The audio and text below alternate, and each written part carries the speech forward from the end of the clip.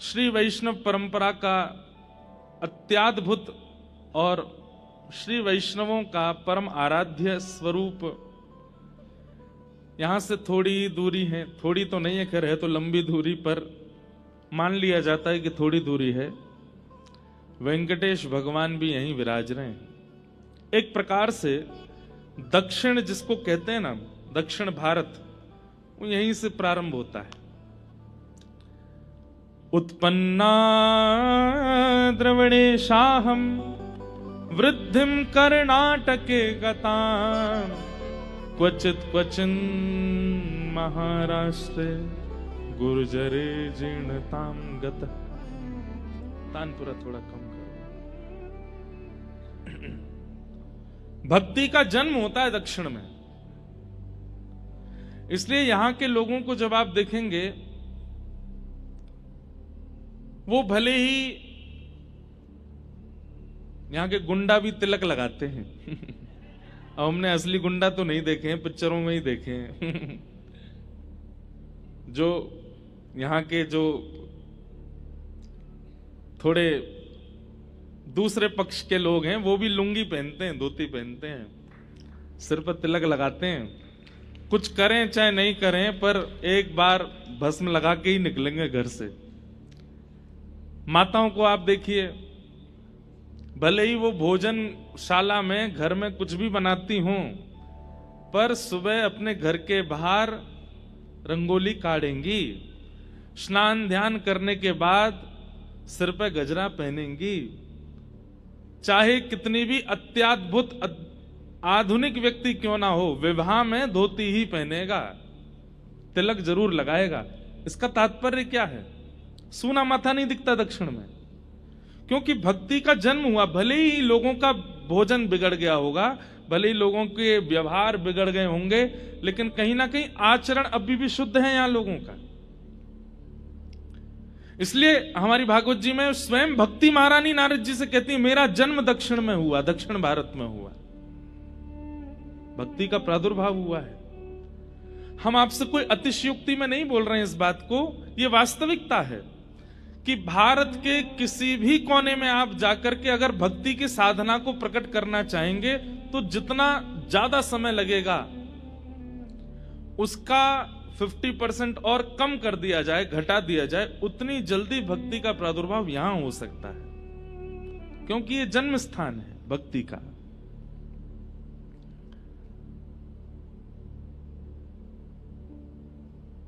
गुजरात अपनी जगह श्रेष्ठ है, उड़ीसा अपनी जगह श्रेष्ठ है, उत्तर भारत अपनी जगह श्रेष्ठ है, सब जगह की श्रेष्ठताएं भिन्न भिन्न हैं, पर दक्षिण का एक सौंदर्य है कि यहां भक्ति निवास करती है। हमारे यहां तो लोग व्यवहार में भी भक्ति को छोड़ देते हैं, आचरण में भी नहीं लाते। तिलक स्वरूप भी तब धारण करते हैं जब कहीं मंदिर आदि जाना हो, वृंदावन जाना हो, तो यहां छापा लगवा लेंगे बस। होली पर, दीपावली पर, रक्षाबंधन पर कई लोगों के घरों में तो फिक्स ड्रेस है कि वो तभी पहननी है जब घर में दीपावली होगी, वो तभी पहननी है जब रक्षाबंधन होगी, वो तभी पहनना है जब इंडियन फेस्टिवल्स आएंगे। आप कहेंगे महाराज जी आप भेष पर इतना ध्यान क्यों दे रहे हो?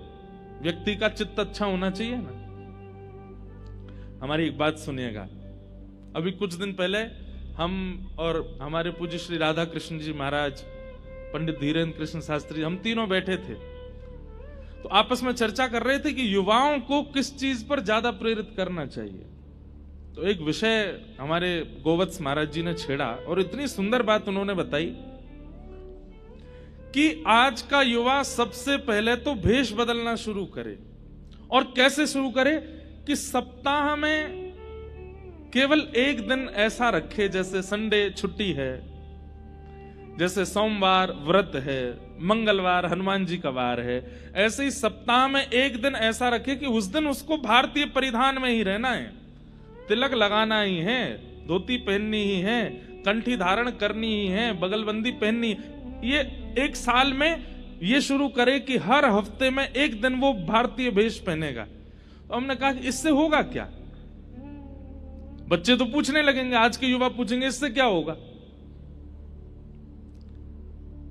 एक बार गुजरात में एक मंच पर नाट्य हो रहा था, नाटक हो रहा था, और उस नाट्य में भक्त नरसिंह मेहता जी का चरित्र दिखाया जा रहा था। और श्री नरसिंह मेहता जी का जो पात्र बना था, नरसिंह मेहता जी की तरह उसने वस्त्र वेश पहन रखे थे, हाथ में एक तारा लेकर के गा रहे हैं, ठाकुर जी को पुकार रहे हैं। जब नाट्य पूरा हुआ तो उसको इतनी जल्दी थी कि उसने पोशाक नहीं उतारी, वो सीधे बिना पोशाक उतारे ही घर भागा। जब बिना पोशाक उतारे घर भागा तो थोड़ी दूर जाने पर जब एकांत रास्ता बिल्कुल सुनसान हो गया तो उसको अनुभव होता है कि कुछ लोग उसके पीछे चल रहे हैं। जैसे ही वो पलट करके देखता है, ध्यान से सुनिएगा सब लोग, इधर देखो, वो पलट करके पीछे देखता है तो पीछे देखता है तो क्या देखता है कि अजीबों गरीब रूप वाले लोग उसके आसपास चल रहे हैं। और जैसे ही उसने पीछे देखा तो वो सब रुक गए। किसी की एक ही आंख है, किसी के 2-3 होठ हैं, किसी की 4-5 नाक हैं, किसी का सिर ही नहीं है। सबको देख करके वो घबरा गया। उसने कहा, भैया आप लोग कौन हो? तो वे सब बोले, हम अशद शक्तियां हैं, प्रेत समझ लो, भूत समझ लो, अशद शक्तियां हैं। बोले, आप लोग मेरे पीछे क्यों चल रहे हैं? बोले, तुम्हारे कुकर्मों के कारण हम तुम पर हावी होना चाहते हैं। तुमने अपने जीवन में इतने गलत गलत काम किए हैं, स्त्री व्यभिचार किया है, खान पान अशुद्ध किया है, लोगों के साथ छल किया है, कपट किया है, और तुम्हारा जीवन इतना ज्यादा व्यभिचार में निकला है कि हम तुम पर आक्रमण करना चाहते हैं। तो व्यक्ति बोला, तो फिर आक्रमण कर क्यों नहीं रहे हो?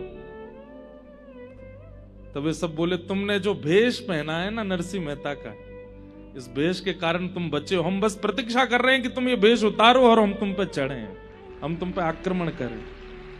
तुम जैसे ही घर जाकर के धोती उतारोगे, तिलक मिटाओगे, ये पटका उतारोगे और ये गले में जो माला पहन के घूम रहे हो, जैसे ही तुम छोड़ोगे इसको, तुम्हारे ऊपर एक साथ 25 प्रेत आक्रमण करेंगे। वो व्यक्ति बोला, आज से मैं प्रण लेता हूं, जीवन भर ऐसे ही रहूंगा ताकि आप लोग मेरे ऊपर ना आओ।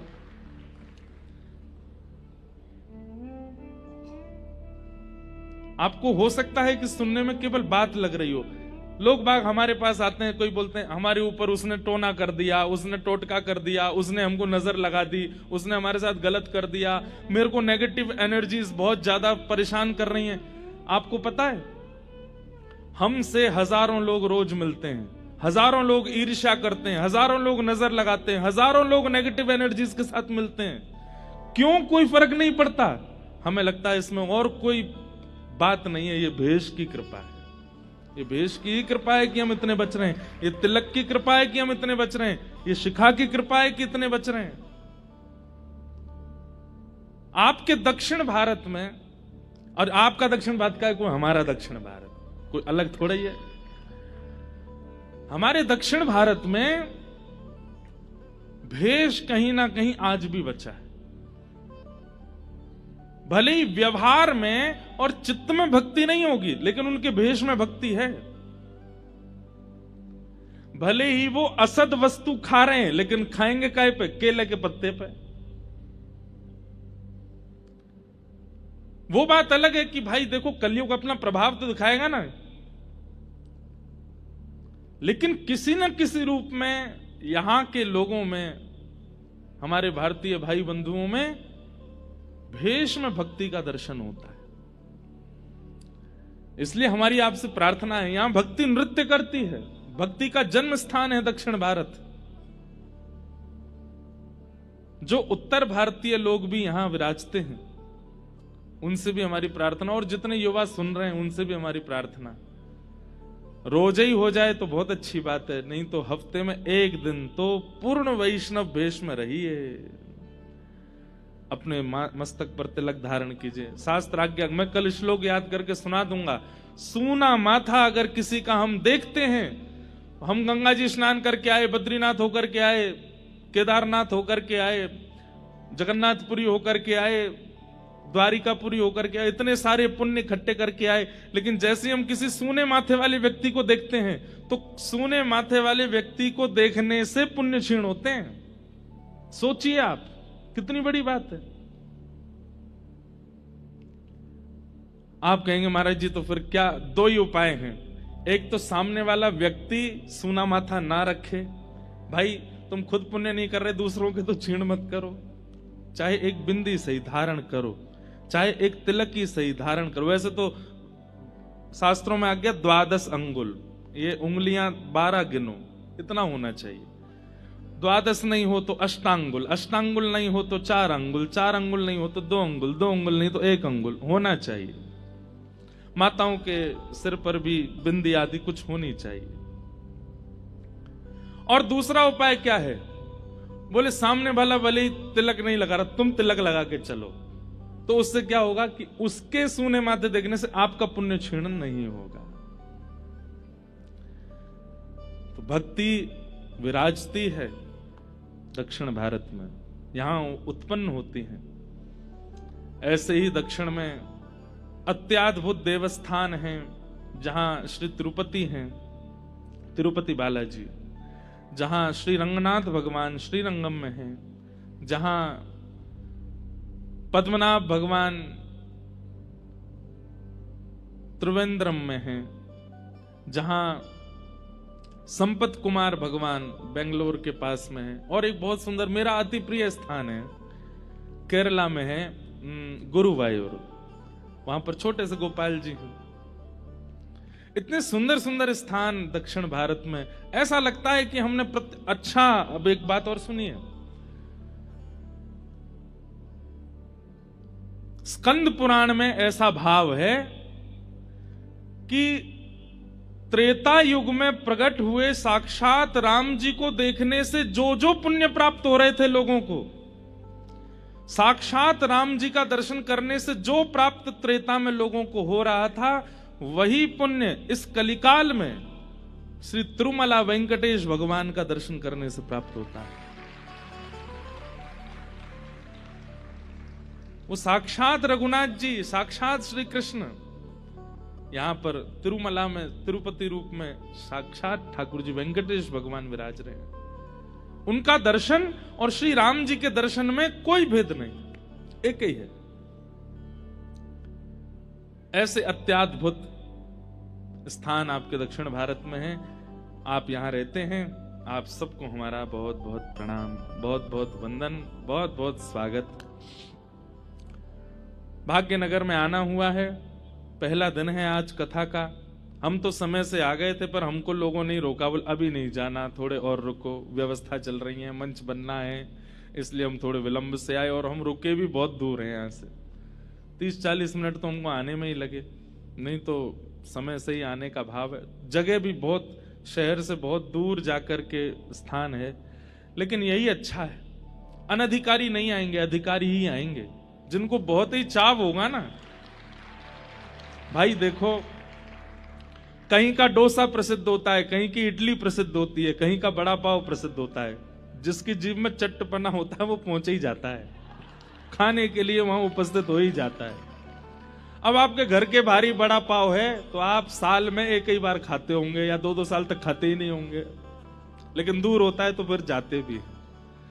तो ऐसे ही जिनके चित्त में निश्चित ही श्री प्रियालाल जी के दिव्य लीला को सुनने का अत्यंत चाव होगा, वो कैसे भी आ जाएंगे, बस पकड़ के आएंगे, ऑटो पकड़ के आएंगे, बाइक से भग के आएंगे, रेनकोट पहन के आएंगे, आ ही जाएंगे।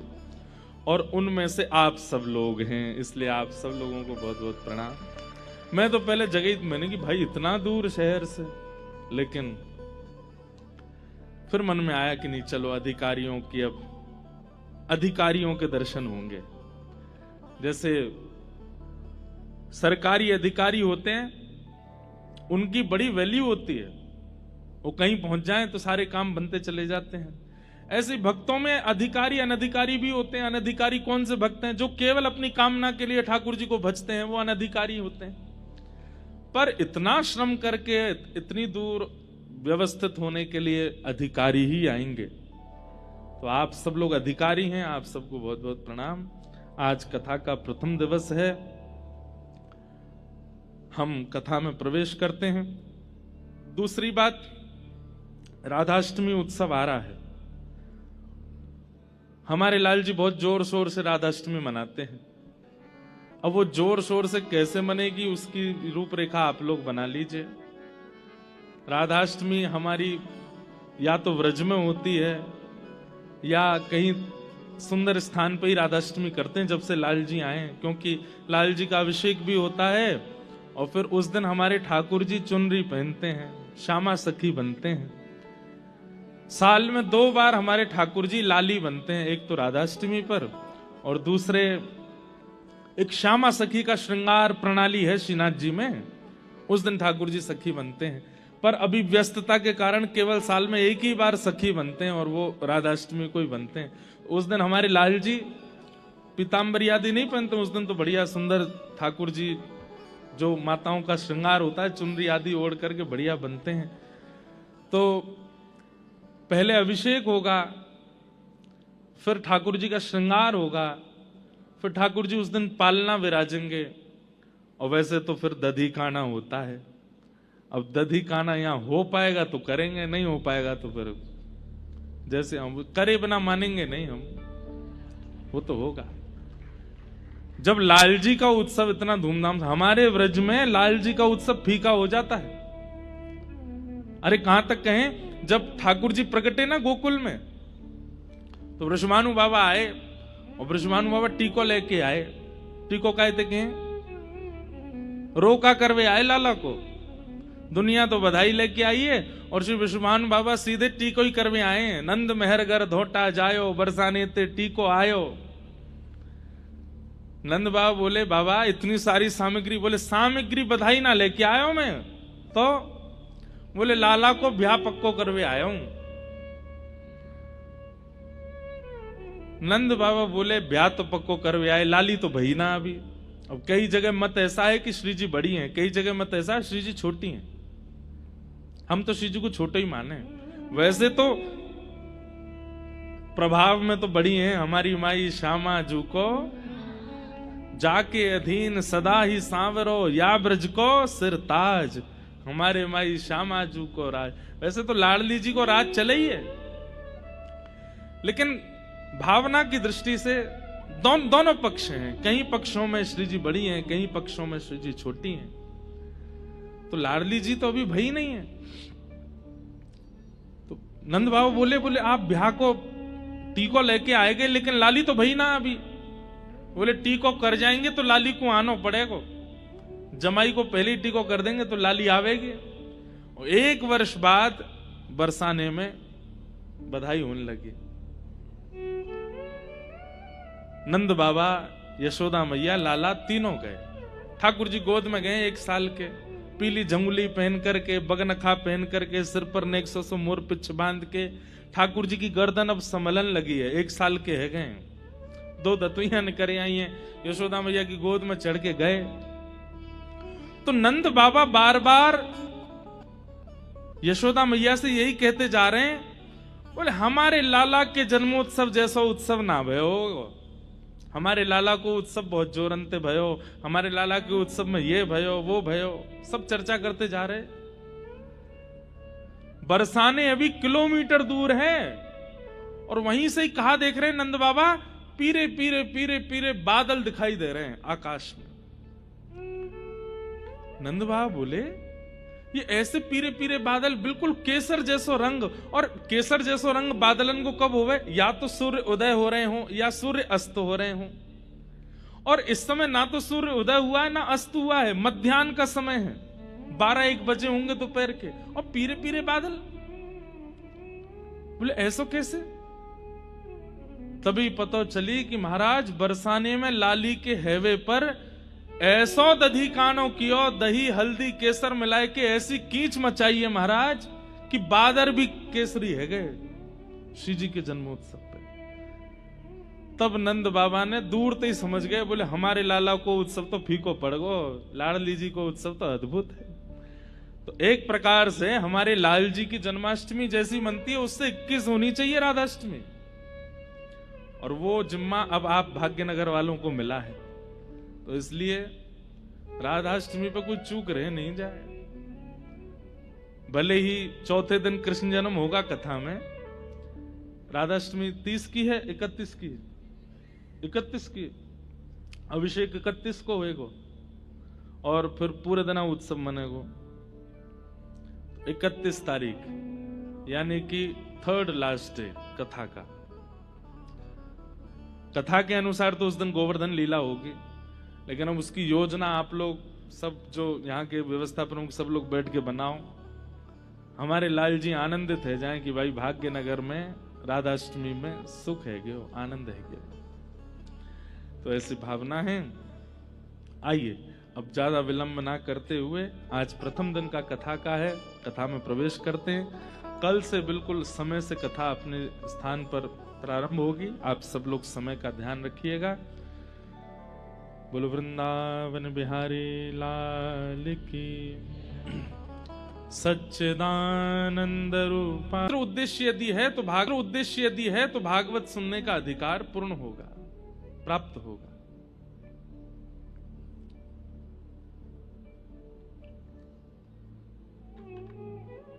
जय। जो भी लोग खड़े हैं बैठ जाएं, बस सब लोग प्रेम से कथा सुने। किशोरी जी डोल नहीं है।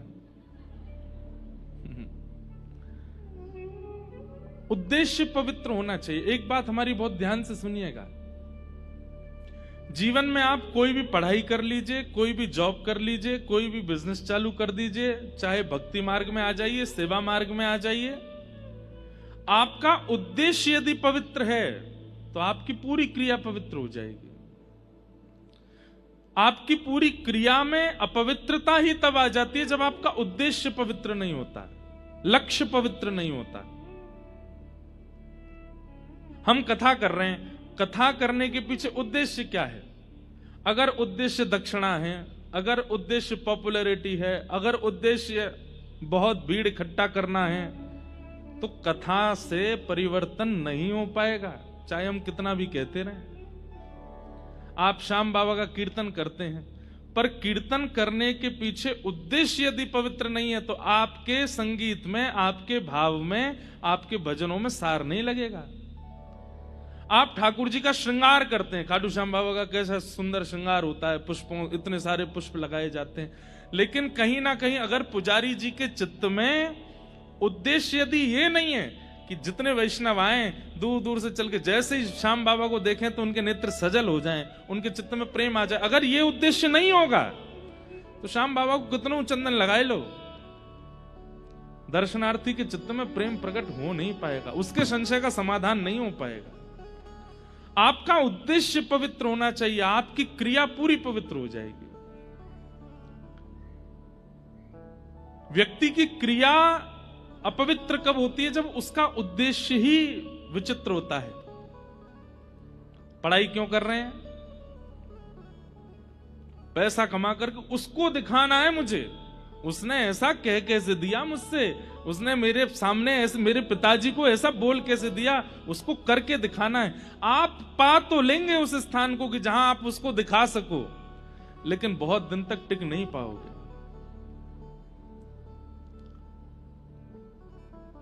भगवान श्री कृष्ण पांडवों का संग केवल इसलिए करते हैं क्योंकि युद्ध के पीछे उनके चित्त में खून करना नहीं है, युद्ध के पीछे उनके चित्त में किसी का वंश उजाड़ना नहीं है, अपने अधिकार को प्राप्त करना, अपने पिता का जो राज्य था वह लेना, यह उद्देश्य है।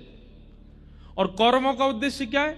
भले ही उनके पास भीष्म पितामह है, भले ही उनके पास द्रोणाचार्य है, भले ही उनके पास एक से एक अद्भुत योद्धा हैं, पर उद्देश्य खराब है। क्या? इन पांडवों को कैसे भी नष्ट करो, इनके यहां पर भृगु ऋषि को भेज दो, इनको लाक्षा भवन में जला करके नष्ट कर दो, इनको 14 वर्ष का वनवास करा दो और उसमें ऐसा कर दो, ऐसा कर दो। उद्देश्य पवित्र नहीं है, इसलिए ठाकुर जी ने कौरवों का संग नहीं किया। क्रिया चाहे छोटी हो, कर्म चाहे छोटा हो चाहे बड़ा हो, उद्देश्य पवित्र रखिएगा, ठाकुर जी आपके साथ खड़े हो जाएंगे आकर के।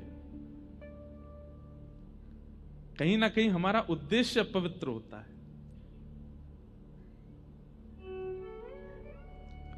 कथा के पीछे उद्देश्य, कई लोग कई बार कथा कराते हैं ना, उनके पीछे कई लोगों का उद्देश्य बहुत विचित्र होता है। हमारा नाम हो जाएगा कि हमने कथा कराई, हमारा नाम हो जाएगा हमने उनको बुलाया, हमारा नाम हो जाएगा कि ऐसी कथा कराई। अगर इस उद्देश्य से कथा कराते ना, कथा का कोई रूप उनको प्राप्त नहीं होता। कई नेताजी लोग भी कथा कराते हैं, वो कब कराते हैं? जब वोट का समय आता है ना उनका, जब इलेक्शन का समय आएगा तब कथा कराएंगे। बीच बीच में महाराज जी हमारा नाम लेकर के बोल दिया करना, बहुत अच्छे हैं। कथा का उद्देश्य ही परिवर्तन। अब वो कथा भक्ति जागृत कैसे कर सकती है जिसको वोट मांगने के लिए कथा करानी है? अभी तो खैर हमें ऐसी कथा नहीं आती, अब पहले बहुत आती थी, तब करनी भी पड़ती थी मजबूर में। पर मैं जाते जाते बोल ही देता था कि उद्देश्य पवित्र नहीं है तो फिर कथा भी पूरी सुन लेंगे तो भक्ति जागृत नहीं होगी। कई लोग इसलिए कथा कराते थे कि हमारे घर में संतान नहीं है, संतान हो जाए। कई लोग इसलिए कथा कराते, बेटा का ब्याह नहीं हो रहा है इसलिए हो जाए, व्यापार चल जाए। उद्देश्य कहीं संसार रख लिया कथा के पीछे तो आप बहुत बड़े भाव से वंचित हो जाओगे। आज हम पहले ही आपको सावधान कर रहे हैं, उद्देश्य केवल ये रखिएगा, श्याम सुंदर सदा हमको प्यारे रहें, हम उन्हीं के रहें, वो हमारे नहीं। गाइए, श्याम सुंदर। ताली मत बजाओ, बस गाओ। हमको प्यारे रहे, हम उन्हीं के रहे, वो हमारे। कितनी अच्छी आवाज है आपकी, खुद को भी नहीं सुनाई दे रही होगी। ऐसे उद्देश्य होगा। अरे गाइए, जितनी तेज लड़ाई करते हो घर में उतनी तेज कीर्तन करो। जितनी तेज आप घर में चिल्लाते हो उतनी तेज स्वर में ठाकुर जी का कीर्तन जिस दिन प्रारंभ हो जाएगा ठाकुर जी मिल जाएंगे आपको। श्याम सुंदर सदा हमको प्यारे रहे, हम उन्हीं के रहे, वो हमारे रहे। श्याम सुंदर सदा हमको प्यारे रहे, हम उन्हीं के रहे, वो हमारे।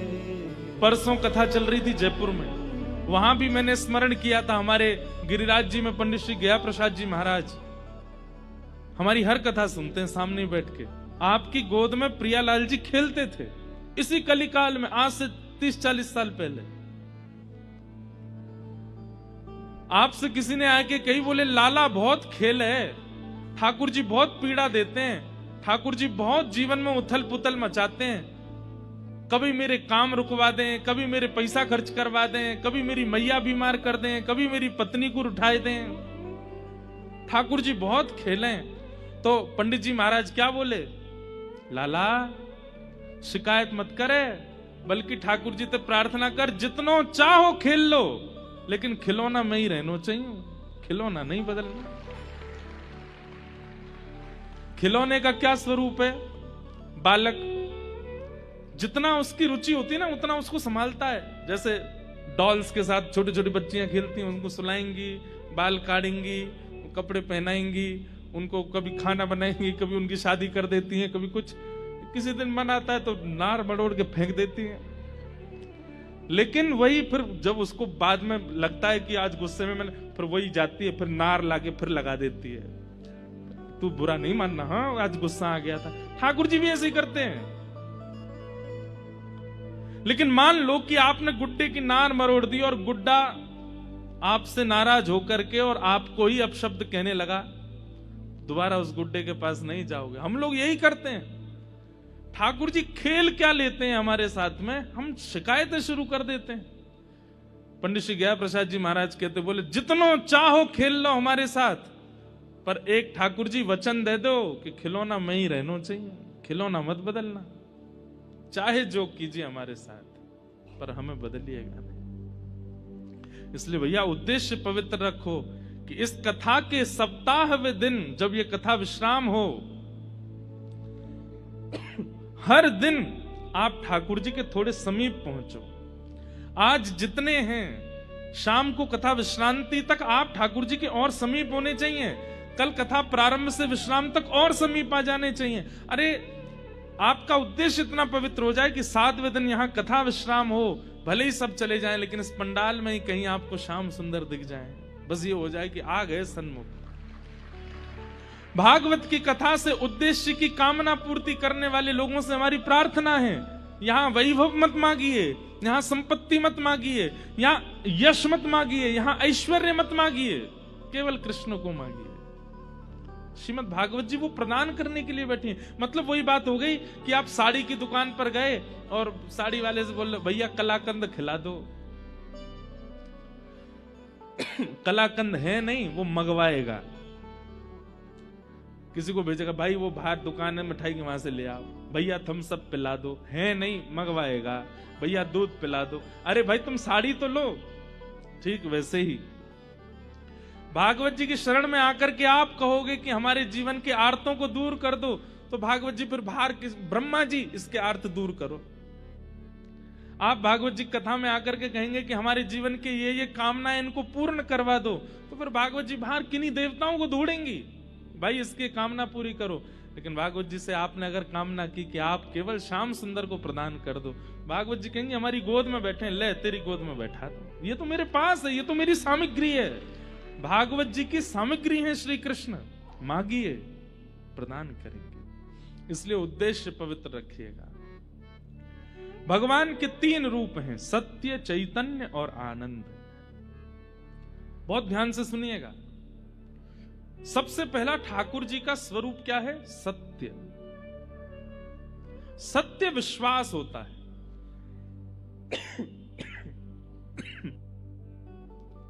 हमें क्षमा कीजिएगा, बहुत कथा वथा इधर उधर भागते रहते, मौसम बदलता तो थोड़ा हो जाती है हमारे स्वास्थ्य।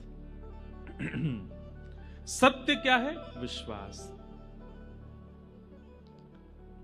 ठाकुर जी के प्रति विश्वास रखिए कि यही सत्य हैं। सांचो एक राधा रमण, झूठो सब संसार। बाकी सब झूठे हैं, केवल यही सत्य हैं। कोई आपको संसार में कितना भी प्रेम प्रस्तुत कर रहा हो, हाँ नाटक रूप में आप भी उसको स्वीकार कर लो, वाह भैया अच्छा गुलदस्ता लाए हो, लाओ दे दो। देखो हमारी एक बात सुनना, हम दुनिया में जाते हैं तो दुनिया भर के लोग कोई फूल माला पहनाते हैं, कोई गुलदस्ता देते हैं, कोई पटका पहनाते हैं, कोई लिफाफा देते हैं, कोई कुछ करते हैं। ऐसा नहीं है कि सब भावना से नहीं करते, सब भावना से ही करते हैं। पर अब हम इतने आदी हो गए व्यवहार के, हमें पता है कि वो एक औपचारिकता है, वो केवल एक क्या बोलते हैं उसको, वो एक केवल फॉर्मेलिटी है। ऐसे ही फॉर्मेलिटी को, संसार के हर संबंध को फॉर्मेलिटी रूप में ही लेने लगो। ये फॉर्मेलिटी बस चल रही है और उसमें बहुत अच्छे से अपनी प्रस्तुति करो।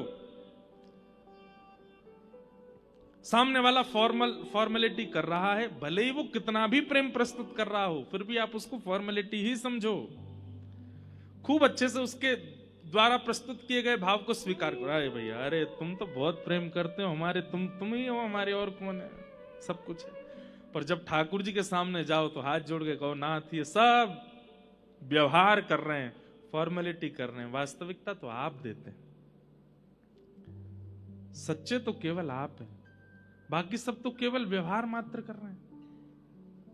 मां कहती है मेरा बेटा आंखों का तारा, वही बेटा अगर जॉब छोड़ करके घर में बैठ जाए, मां मैंने रिजाइन दे दिया, क्यों? तू ही तो कहती थी कि तेरे बिना मन नहीं लगता, तू बहुत बाहर रहता, घर रहे।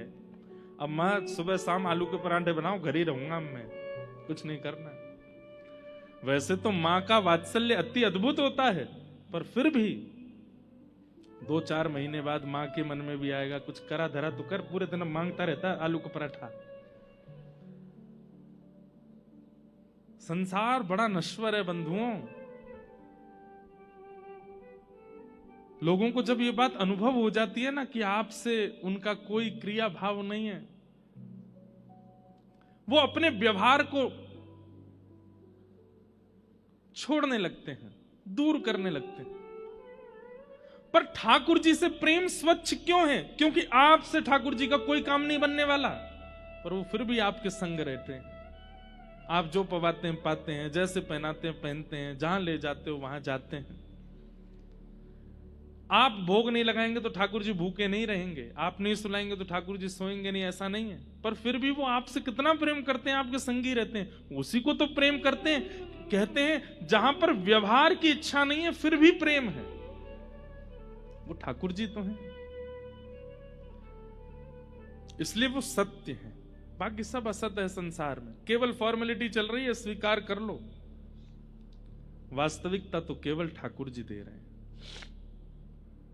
सत्य, भगवान सत्य है। दूसरी बात, ठाकुर जी चैतन्य है, वो जड़ नहीं है। आप उनके प्रति जड़ बुद्धि मत रखा कीजिए। हमारी बात मानिएगा, जिस दिन आप भगवत सेवा से जड़ बुद्धि निकाल देंगे, उस दिन से आपकी सेवा अद्भुत होने लग जाएगी। आपके मन में यह व्यवहार नहीं है कि ये जड़ हैं। उसी दिन से एक बार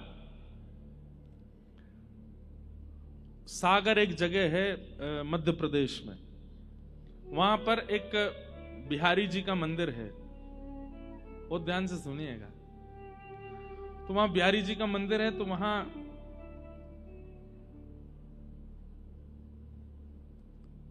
बिहारी जी की गौशाला भी छोटी सी,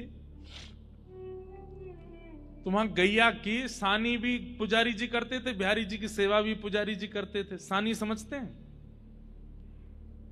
भूसा आदि, उसमें चारा आदि मिलाकर के गाय के लिए उपयुक्त उसको बनाना, उसको सानी कहते हैं।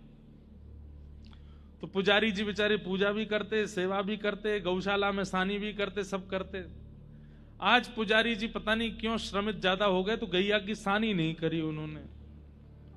तो स्वयं बिहारी जी गए सानी करने, ठाकुर जी निकल के गए और सानी करके आए। इतने में ही पुजारी जी लौटे आए, तो ठाकुर जी दौड़ करके गए और जाके ऐसे खड़े हो गए।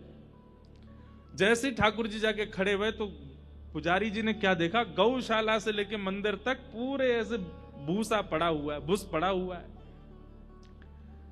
मंदिर में। जैसे ठाकुर जी को था, ठाकुर जी के हाथ पर गैया की सानी के वो सब भूसा लगे हुए थे।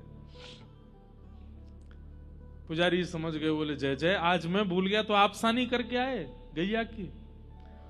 तो ये कथा हम सुना रहे थे कथा में, तो हमने केवल ये बताया कि पुजारी जी ने देखा कि ठाकुर जी के हाथ में सानी के भूसा लगे हैं, पुजारी जी के नेत्र सजल हो गए।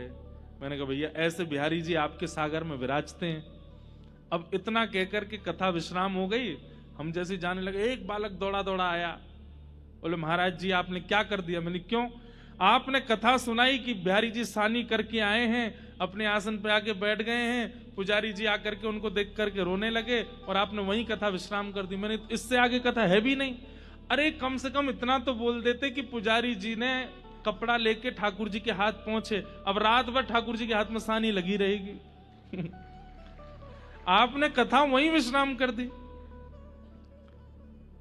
अब यहां देखिए, वो व्यक्ति कथा को कथा की तरह नहीं सुन रहा है, वो व्यक्ति कथा को ऐसे सुन रहा है कि प्रत्यक्ष लीला हो रही है, महाराज जी उसको बता रहे हैं। और महाराज जी ने ठाकुर जी के हाथ से सानी की भूसा हटाए नहीं। अब रात भर ठाकुर जी उसमें, उसकी वो बात मेरे ऐसे घर कर गई कि घर जाकर के कक्ष में बैठ के अपना आसन बिछा के मैंने फिर कथा करी। और कथा में फिर हमने कहा अकेले ही कि पुजारी जी गए और फिर बिहारी जी के हाथ में जल से थोड़ी वो सानी पहुंची और उसके बाद बिहारी जी की शयन आरती करा के सुलाया। इसे क्या कहते हैं? इस भावना को कहते हैं चैतन्य। क्या कहते हैं?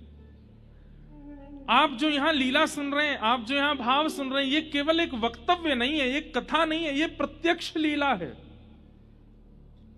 इसलिए कथा में कहते हैं विक्षेप मत डालिए, बीच में उठिए मत, बीच में आइए मत, बीच में जाइए मत। क्यों? आपकी कथा सुनते समय वक्ता कोई लीला सुना रहा और उसको अगर विक्षेप होता है तो वो लीला वास्तव में घट रही होती है और वो वहीं रुक जाती है, और फिर लीला विक्षेप का जो अपराध होता है वो लगता है। ठाकुर जी चैतन्य है, वो जड़ नहीं है। और ये बातें सब विश्वास पर निर्भर करती हैं। मानो तो मैं गंगा मां हूं, ना मानो तो बहता पानी। ना मानने वालों के लिए वो केवल एक जल है और मानने वालों के लिए साक्षात गंगा है। ठाकुर जी के प्रति चैतन्य भाव, वो जड़ नहीं है, वो मार्बल के नहीं है, वो धातु के नहीं है। आहा, मीराबाई कहती, हे मायरी मायरी मायरी मैंने लियो री गोविंदा मोल रे, मैंने लियो री गोविंदा मोल रे, मैंने लियो री गोविंदा मोल रे, मैंने लियो री गोविंदा मोल रे, मैंने लियो री गोविंदा मोल रे। ओ मायरी मायरी ओ मायरी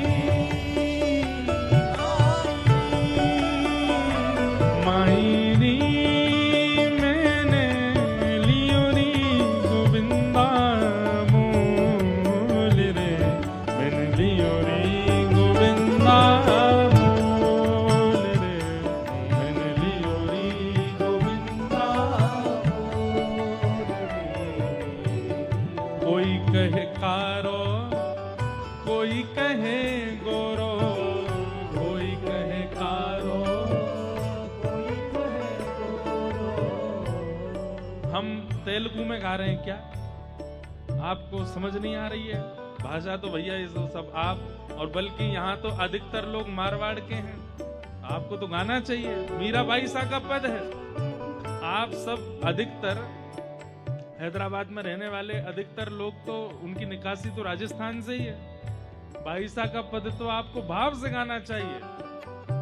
मीराबाई कहती हैं, ठाकुर जी धातु नहीं है, ठाकुर जी कोई पदार्थ नहीं है, ठाकुर जी कोई वस्तु नहीं है। इसलिए कोई कहे कि भाई संगमरमर के ठाकुर जी हमारे, उसको तुरंत कहना, बोले भैया ये शब्द मत बोलो। अगर ठाकुर जी संगमरमर के हैं, कई लोग कहते हैं आपके ठाकुर जी तो ब्लैक मार्बल के हैं ना। मैंने कहा हाँ, जैसे तुम्हारी पत्नी जो हार्ड मांस की है, जैसे तुम्हारी रक्त धातु की है, वैसे हमारे। कितना अनुचित लगता है सुनने में कि अरे आप हार्ड मांस के कैसे बोल सकते हो, ठाकुर जी को आप मार्बल का कैसे बोल सकते हो, ठाकुर जी को आप अष्ट धातु का कैसे बोल सकते हो। वो चैतन्य है, उनके प्रति धातु बुद्धि मत रखिए। और उनके प्रति यदि धातु बुद्धि रखते हो तो फिर आपको ये चलते फिरते कंकाल इधर आ, ओ चलते फिरते मांसपेशियां, कहां जा रहा है भाई? जब ठाकुर जी को आप धातु मानते हो तो फिर हम भी तो धातु हैं, हम भी तो मांस हैं, हम भी तो त्वचा हैं, हम भी तो रक्त हैं, हम भी तो हड्डी हैं। नहीं, मीराबाई कहती हैं, कोई कहे कारो, कोई कहे गोरो, कोई कहे कारो, कोई कहे गोरो, हाँ कोई कहे कारो, कोई कहे गोरो, कोई कहे कारो, कोई कहे गोरो, हाँ कोई कहे कारो, कोई कहे गोरो, कोई कहे कारो, कोई कहे गोरो। ओ मायरी मायरी मायरी ओ मायरी मैंने लीनी आँखा खोल रे, मैंने लियो री गोविंदा मोल रे, मैंने लियो री गोविंदा मोल रे, ओ मैंने लियो री गोविंदा मोल रे, मैंने लियो री गोविंदा। बोलो भक्त वत्सल भगवान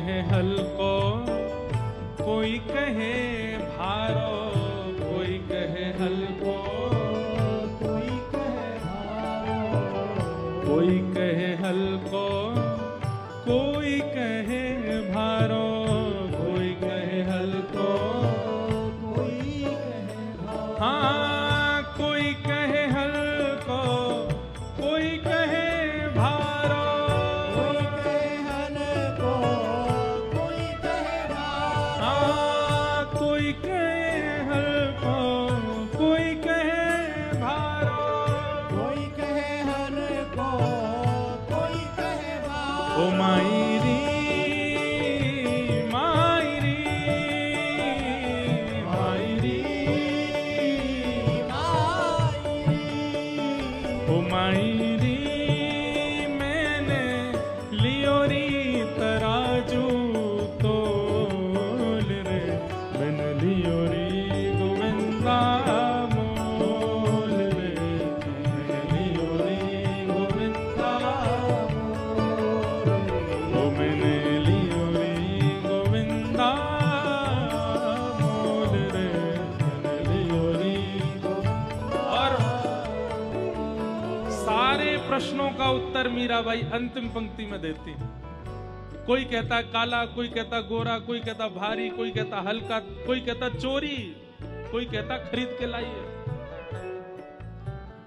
कोई कहे महंगो, कोई कहे सस्तो, कोई कहे महंगो, कोई कहे सस्ता, हाँ कोई कहे महंगो, कोई कहे सस्तो, कोई कहे महंगो, कोई कहे सस्ता, हे कोई कहे महंगो, कोई कहे सस्तो, कोई कहे महंगो, कोई कहे सस्ता, कोई कहे महंगो, कोई कहे सस्तो, कोई कहे महंगो, कोई कहे और सस्ता। इस पंक्ति को सुनिएगा मीराबाई क्या कह रही है।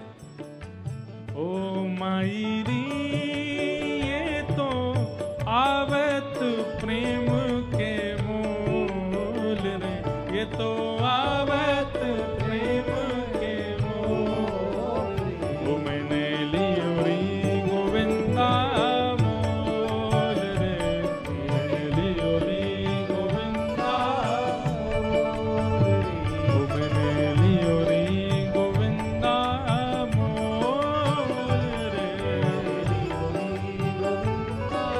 आइए ए मायरी मायरी मायरी, ओ मायरी मायरी,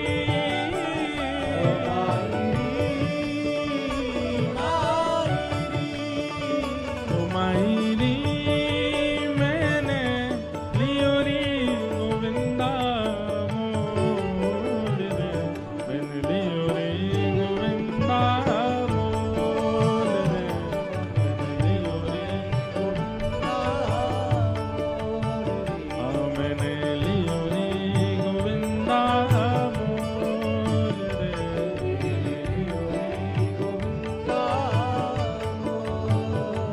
ओ मीरा के प्रभु गिरधर नागर, मीरा के प्रभु मीरा के प्रभु गिरधर नागर, मीरा के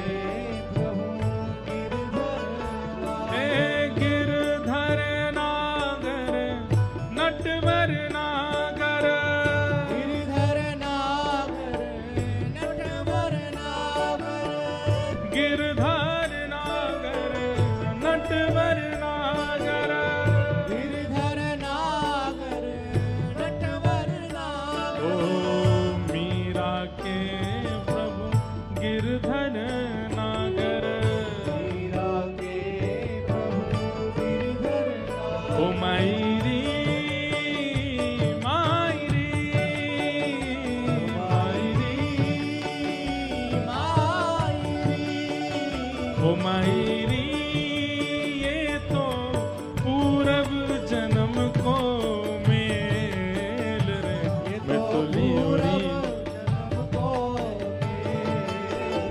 ओ मैं तो लियोरी गोविंदा मोल रे, मैं लियोरी गोविंदा हमने लियोरी गोविंदा मोल रे,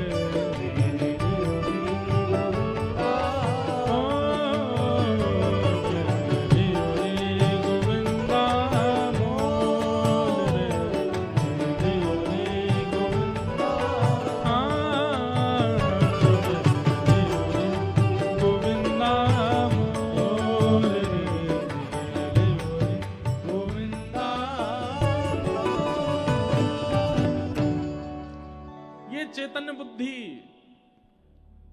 यही ठाकुर जी का दूसरा स्वरूप है। उनको चैतन्य मानना है।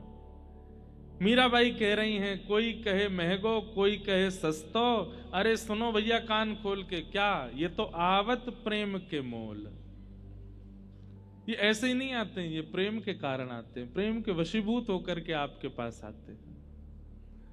मीरा के प्रभु गिरधर नागर, ये तो पूर्व जन्म को मेल रे, मैंने लियो री गोविंदा मोल।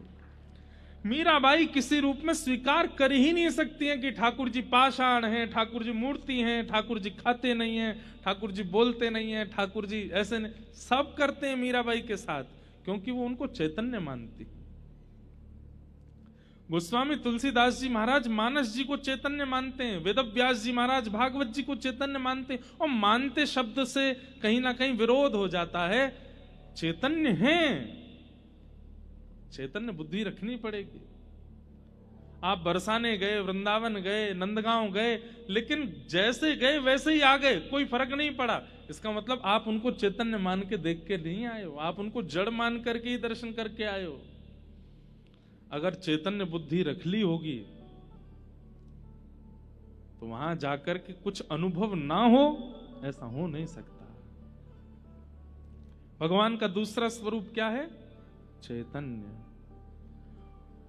और सत्य और चैतन्य, इन दो बुद्धियों को जो अपने चित्त में व्यवस्थित कर लेता है, उसको ठाकुर जी फिर तीसरे रूप का आस्वादन कराते हैं, आनंद सच्चिदानंद रूपाय। सत्य, चैतन्य और आनंद।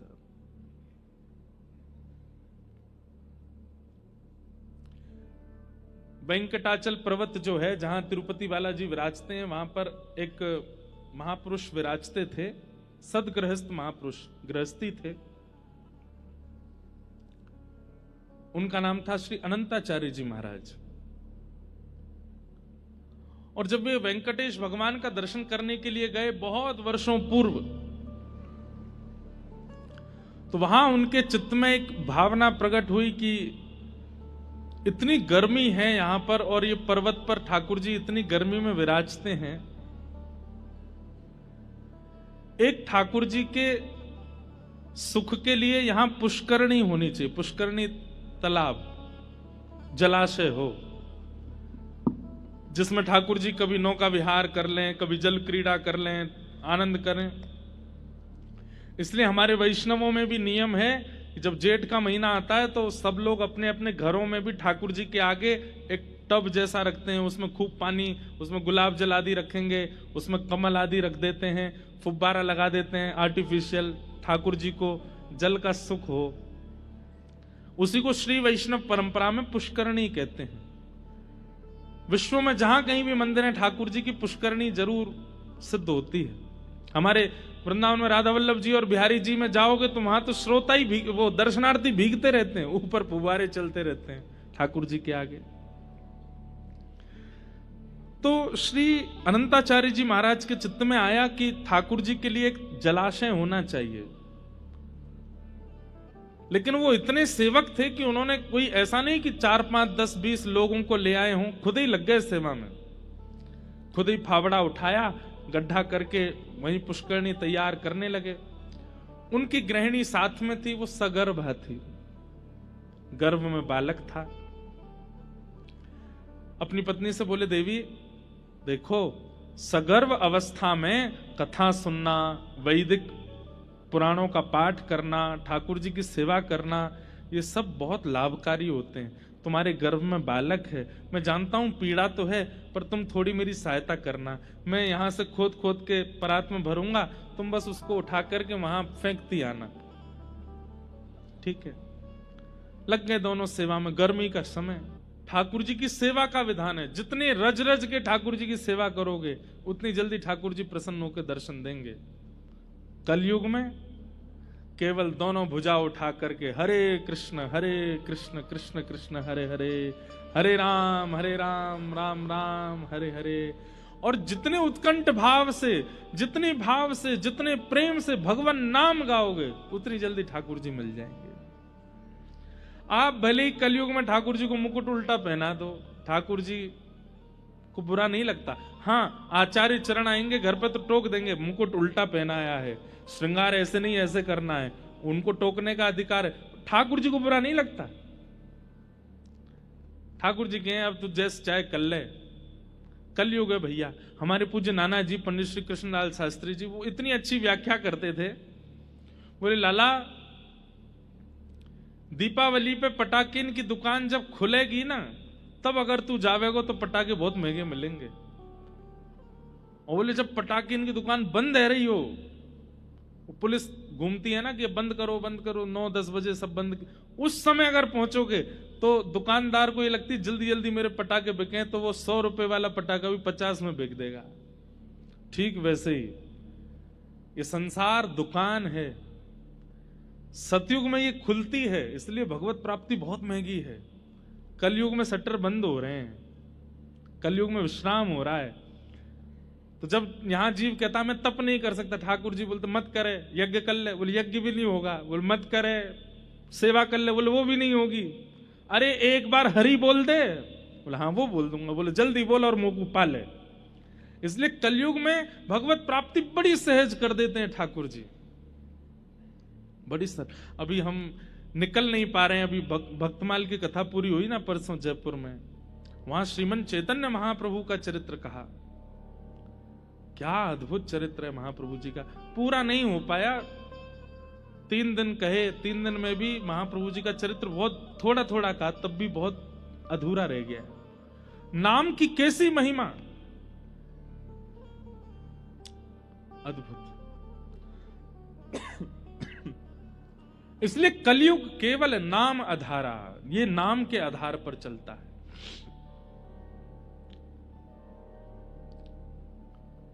श्रेष्ठ से श्रेष्ठ, पवित्र से पवित्र भगवत प्राप्ति का साधन क्या है? तब सूत जी महाराज कहते हैं, बोले वैसे तो नाम से भगवत प्राप्ति हो जाएगी। बहुत ध्यान से सुनिएगा सब लोग। आप केवल नाम का आश्रय ले लीजिए, नाम गाना शुरू कर दीजिए। नाम देखिए, मंत्र अलग होता है, नाम अलग होता है। कई लोग जब मंत्र दीक्षा ले लेते हैं तो दीक्षा लेने के बाद बोलते महाराज जी नाम क्या जपना है? नाम आप कोई भी जप सकते हो। श्री राधा जपो, श्री कृष्ण कृष्ण जपो, गोविंदा गोविंदा वेंकट रमना गोविंदा जपो। नाम आप कोई भी जप सकते हो, राम राम जपो। लेकिन मंत्र वही होना चाहिए जो आचार्य चरणों ने आपको प्रदान किया। मंत्र नहीं बदल सकते। नाम आप कितना भी गा सकते हैं, कभी भी गा सकते हैं, कैसे भी गा सकते हैं। तो नाम आवश्यक है कलिकाल में। लेकिन नामी को जाने बिना अगर नाम गाओगे तो उसका प्रभाव इतना नहीं होगा। बात समझ रहे हैं हमारी? आपको दवाई दे दी गई, आपने दवाई ले ली, तो दवाई अपना असर तो करेगी। लेकिन अगर दवाई भीतर जाकर के किस ऑर्गन पे जाएगी, अंदर जाके ऐसे डिसॉल्व होगी, फिर 1 घंटा बाद ऐसा होगा, ये पूरी अगर प्रक्रिया आपको पता चल जाए तो कहीं ना कहीं आप और जल्दी रिकवर करने लग जाओगे और जल्दी ठीक हो जाओगे। ठीक वैसे ही नाम औषधि है, लेकिन जब तक नामी को नहीं जानेंगे तब तक नाम का प्रभाव द्रुत गति से, तीव्रता से प्रकट नहीं हो पाएगा। कलयुग में नाम से ही सिद्धि मिलेगी, लेकिन जब तक नामी को नहीं जानोगे तब तक सिद्धि मिलना, सिद्धि क्या है कलयुग में? भगवत प्राप्ति। और नामी को जानने के लिए कथा का आश्रय लेना पड़ेगा। अब आप जप रहे हैं कृष्ण कृष्ण कृष्ण कृष्ण, लेकिन कृष्ण को जानते नहीं है, तो कृष्ण कृष्ण जपने से लाभ तो मिलेगा, लेकिन जैसा मिलना चाहिए वैसा नहीं मिलेगा। श्री राधा जपते तो हैं, पर श्री राधा रानी के रूप को जानते नहीं हैं, तो उसका क्या फायदा? आस्वादन तो आवश्यक है। मैंने आपसे कहा रसगुल्ला खा लो, आपने कहा कैसा होता? मैंने कहा मीठा। आपने कहा हमने कभी नहीं खाया, कैसा मीठा? मैंने कहा चीनी जैसा मीठा। आपने कहा हमने चीनी भी नहीं खाई। मैंने कहा गुड़ जैसा मीठा। आपने कहा गुड़ भी नहीं खाया। मैंने गन्ने जैसा मीठा। आपने कहा गुड़ गन्ना भी नहीं खाया। तो फिर मुझे पकड़ करके आपको ले जाना ही पड़ेगा, ले भैया खा के देख, ऐसा मीठा। मिठास जब तक चखोगे नहीं या कभी चखा नहीं होगा, तब तक उसका आस्वादन। अब मैं मंच से कह दूं क्या, विष्णु विष्णु विष्णु जपने लग जाओ, आप कहोगे उससे क्या होगा? मैंने कल्याण होगा। कैसा कल्याण होगा? बोले जैसा राजा अम्बरीश के साथ हुआ। आप कहोगे अम्बरीश के साथ कैसा हुआ? बोले जैसा ध्रुव जी के साथ हुआ। आप कहोगे ध्रुव जी के साथ कैसा हुआ? जैसा प्रहलाद जी के साथ हुआ। प्रहलाद जी के साथ कैसा? अब मैं कितना भी बताऊं कि उनके साथ हुआ, उनके साथ हुआ, आपको वो तब तक अनुभव नहीं होगा जब तक आप स्वयं आस्वादन नहीं कर लोगे। और वो आस्वादन कराती है भागवत की कथा। इसलिए यहां सूत जी महाराज उत्तर देते हुए कहते हैं, कालव्याल मुखग्रास त्रास निर्णास हेतवे श्रीमद् भागवतम शास्त्रम कलौकीरेण भाषितम।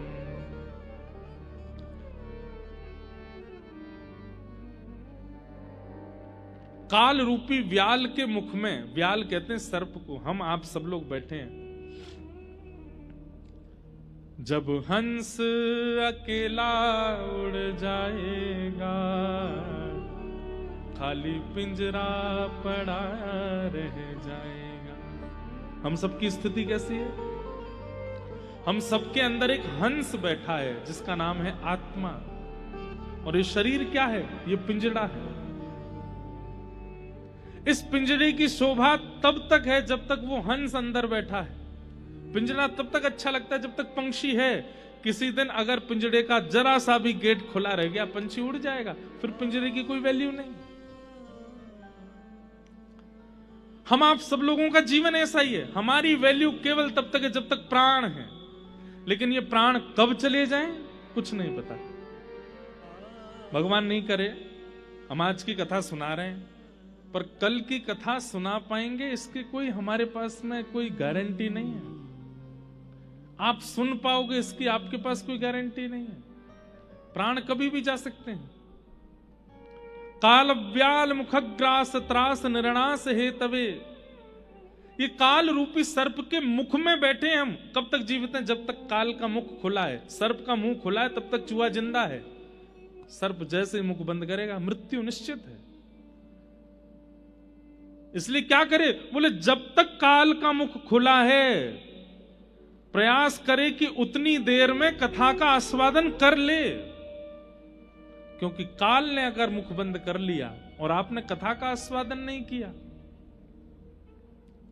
तो कहीं ना कहीं आप अपने कल्याण से भटक जाओगे। एक बात हमारी बहुत याद से सुनिएगा। मैं और आप इस संसार में भले ही कितने उद्देश्य लेके आए हों, धन कमाना है, ऐश्वर्य कमाना है, नाम कमाना है, प्रॉपर्टी बनानी, फैक्ट्री बनानी, जो भी है, पर मूल बात यह है कि हम इंसान बन के इसलिए आए कि दोबारा हमें आना ना पड़े इस पृथ्वी पर।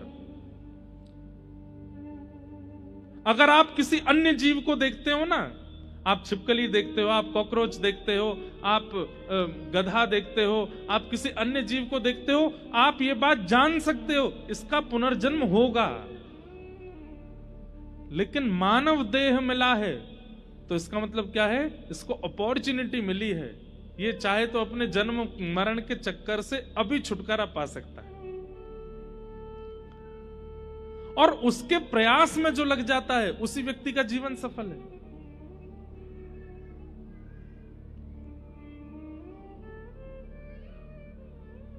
इसलिए भैया भागवत का आश्रय ले लो। काल आवे मृत्यु आवे उससे पहले पहले भागवत जी का आस्वादन करते हुए जीवन में जो जो वक्ता बताते हैं उनको अपने जीवन में इंप्लीमेंट करना शुरू कर दो, लाना शुरू कर दो, उसी से कल्याण हो जाएगा। और नाम का आश्रय ले लो। श्रीमद्भागवतम शास्त्रम कलौ कीरेण भाषितम। इस कलिकाल में भगवत प्राप्ति का श्रेष्ठ से श्रेष्ठ, पवित्र से पवित्र यदि कोई साधन है तो वो साधन भागवत की कथा है। हम कहां तक कहें, 7 दिन भी बहुत दूर की बात है। 2 घंटे, 1 घंटा, 10 मिनट कथा सुनकर के मैंने देखा है लोगों को परिवर्तित होते हुए। महाव्यसनी अपनी माता जी को छोड़ने आए थे कथा में, मां ने कह दिया 10 मिनट बैठ के चला जा, कथा तो चल रही है। 10 मिनट बैठे, 7 दिन की कथा निकल गई, जीवन बदल गया। उर्दू पुंड लगाते हैं, नित्य वृंदावन जाते हैं, हर महीने वृंदावन परिक्रमा करते हैं। ऐसा जीवन, ये बदलने की सामर्थ्य भगवत लीला में है, भागवत की कथा। इसलिए सूत जी महाराज कह रहे हैं श्रेष्ठ से श्रेष्ठ, पवित्र से पवित्र इस कलिकाल में भगवत प्राप्ति का साधन भागवत की कथा है, उसका आस्वादन करो। सौनकादि ऋषि कहने लगे महाराज ये भागवत की कथा सबसे पहले किसने किसको सुनाई, कृपा करके हमें बताओ। तब सूत जी महाराज बोले भागवत की कथा सबसे पहले सनक सनंदन सनातन सनत कुमारों ने भक्ति ज्ञान वैराग्य को सुनाई, नारद जी को साक्षी बना करके। अच्छा क्यों, ऐसा क्या हुआ था? तब कथा सुनाते हैं कि भक्ति के 2 पुत्र हैं, ज्ञान और वैराग्य। दोनों वृद्ध हो गए थे, जिनकी वृद्धता के कारण भक्ति बहुत परेशान थी। भक्ति महारानी ने नारद जी से प्रार्थना की, हे नारद जी मेरे 2 पुत्र वृद्ध हो गए हैं, मां युवा है, बालक वृद्ध हो गए हैं। यही भक्ति महारानी कहती हैं कि मेरा जन्म दक्षिण में हुआ। उत्पन्ना द्रविड़ेशाहम वृद्धिम कर्नाटके गताम क्वचित क्वचिन महाराष्ट्र गुर्जरे जीर्णताम गतः। लेकिन वृंदावन पुनः प्राप्य नवीने विश्वरूपिणी। पूरे भारत में भ्रमण करते हुए जब मैं वृंदावन आई तो वृंदावन आकर के मैं युवा हो गई। यहां भक्ति नाचती है वृंदावन में, लेकिन मेरे दोनों बालक ज्ञान और वैराग्य ये वृद्ध ही हैं। क्यों? क्योंकि लोगों में भक्ति तो है पर ज्ञान और वैराग्य नहीं है। आपके घर पे हम आते हैं, आप लोग तिलक लगाते हो, अक्षत लगाते हो, कई माताएं आरती करते हैं। उनसे पूछा जाए क्यों कर रहे हैं? स्वागत है महाराज जी, स्वागत नहीं, उसके पीछे कारण है। आप तिलक इसलिए लगाते हैं नमोस्तुते व्यास विशाल बुद्धे। व्यक्ति श्रेष्ठ जब घर आता है तो उसके सिर पर तिलक इसलिए लगाया जाता है कि उनकी बुद्धि को हम प्रणाम कर रहे हैं, या हम अपना भाव प्रकट कर रहे हैं कि इनकी बुद्धि जो है वो सदमार्गीय रहे, इसलिए हम उसको तिलक लगाते हैं। अक्षत किस लिए लगाते हैं? बोले अक्षत लगाने से आयु बड़ी होती है, आयु लंबी होती है, इसलिए हम अक्षत लगाते हैं। और द्वार पर आया हुआ अतिथि भगवान के समान है, इसलिए उसकी आरती उतारते हैं। लेकिन हम लोग क्या जानते हैं, स्वागत है, ये तो भक्ति तो है, ज्ञान नहीं।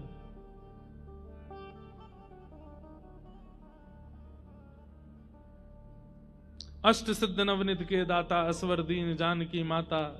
राम रसायन तुमरे पासा सदा रहो रघुपति के दासा। तुमरे भजन राम को पावे जन्म जन्म के।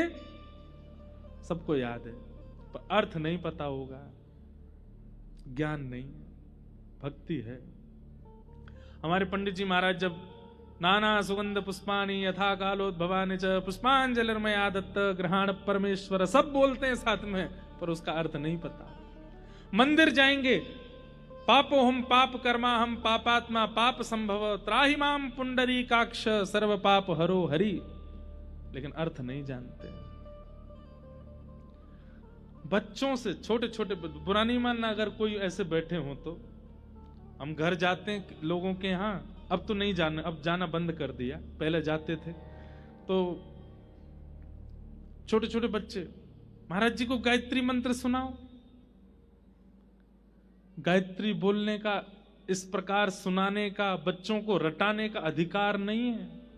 जब तक आपका यज्ञोपवीत संस्कार नहीं हो जाता, जब तक कोई आचार्य चरण आपका यज्ञोपवीत करा करके आपके कान में गायत्री नहीं बोल देंगे, तब तक आप गायत्री का उच्चारण नहीं कर सकते।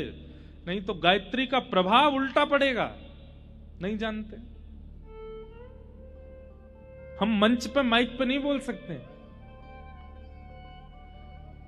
लोग सुबह सुबह योगा करते हैं पार्क में, और उस समय वॉल्यूम तेज करके वो चल रहा होता है, तत्सवितुर्वरेण्यम, उसमें ये हाँ जोर जोर से हंस रहे हैं, गायत्री चल रही है। ज्ञान नहीं है, हम जानते ही नहीं है। शंकर जी पर दूध क्यों चढ़ाया जाता है, पंचामृत क्यों चढ़ाई जाती है, हमें पता नहीं है, बस चढ़ा रहे हैं। उसका तात्पर्य क्या है? और अब एक नई चीज हो गई है, आजकल सोशल मीडिया का जमाना आ गया है, तो इतना ज्ञान दिए जा रहे हैं सब लोग, इतना ज्ञान दिए जा रहे हैं कि महाराज बस पूछो ही मत। जगन्नाथ जी के हृदय में द्वारिकाधीश जी का दिल धड़क रहा है, बहता हुआ आ गया था समुद्र से।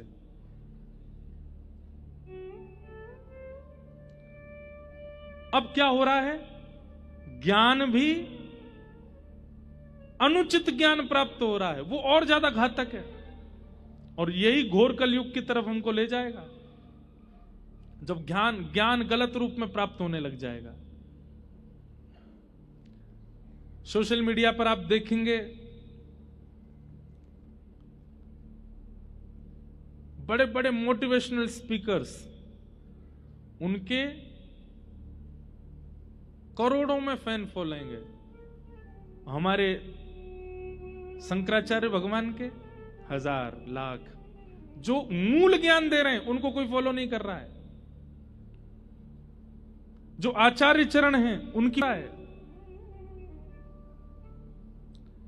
तो हम लोगों में भक्ति तो है पर ज्ञान नहीं। आप कहेंगे महाराज जी ज्ञान की जरूरत क्या है? ठीक है, मतलब कोई माता जी हैं और उनके दो छोटे छोटे बच्चे हैं, अब माता जी को तो आप सहर्ष स्वागत करके पुष्प, हमारा प्रवेश नहीं है। उन मां के तुम चरण भी धोओगे ना तो भी वो प्रसन्न नहीं होंगे, क्योंकि उनके बालक बाहर खड़े हैं। भक्ति के पुत्र हैं ज्ञान और वैराग्य।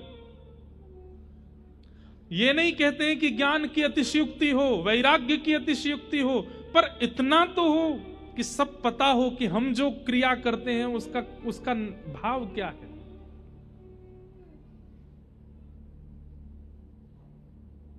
ज्ञान, सद और असद की स्थिति को ज्ञान कहते हैं। सही क्या है, गलत क्या है, ये जान लेना ये भी ज्ञान नहीं है। ये जान करके इंप्लीमेंट करना ये ज्ञान है। हाथ में मांस लेकर के खाने वाला व्यक्ति वो नहीं जानता कि ये गलत है, उसको पता है, लेकिन वो फिर भी खाता है। हम सब जानते हैं कि क्या गलत है क्या सही है, पर फिर भी हम करते हैं क्योंकि वो इंप्लीमेंट नहीं हो पा रहा। इसीलिए भक्ति हमको लाभ नहीं देती।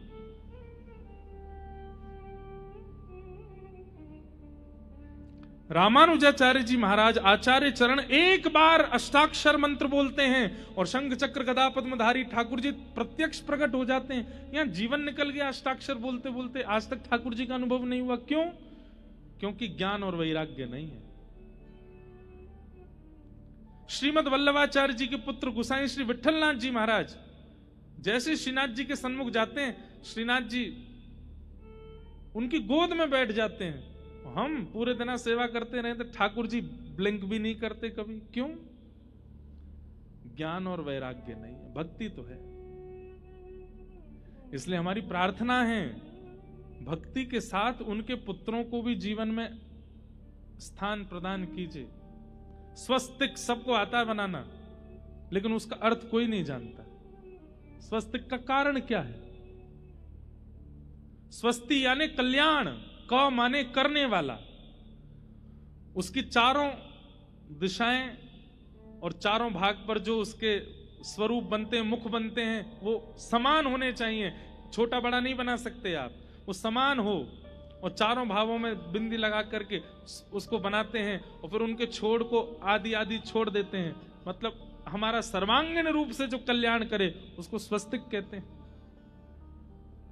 नहीं जानते? तिलक के भी अपने अपने रूप होते हैं। हमने श्री वैष्णव तिलक लगाया है, बीच में श्री हैं यानी कि लक्ष्मी, श्री हैं यानी कि श्री किशोरी जी। ये दो श्वेत हैं, दोनों तरफ ठाकुर जी के चरणारविंद और मध्य में नीचे आसन है। आसन पर श्री और ठाकुर जी के चरणारविंद विराजमान है। रामानंदी परंपरा में वहां पर उनका रूप अलग है, वल्लभकुल परंपरा में रूप अलग है। सब जगह के अपने अपने भाव है। अब डिजाइनिंग होने लगी है, ये डिजाइन हो गई है, अब ये तिलक नहीं रह गए हैं। डिजाइन बना के चलेंगे सिर पे। भक्ति तो है पर ज्ञान नहीं है हमें। ज्ञान का मतलब बहुत नॉलेज होना नहीं होता। मैं हर कथा में कहता हूं, रावण को हमसे ज्यादा नॉलेज थी, बहुत नॉलेज थी उसको। ज्ञान का मतलब होता है विवेक होना।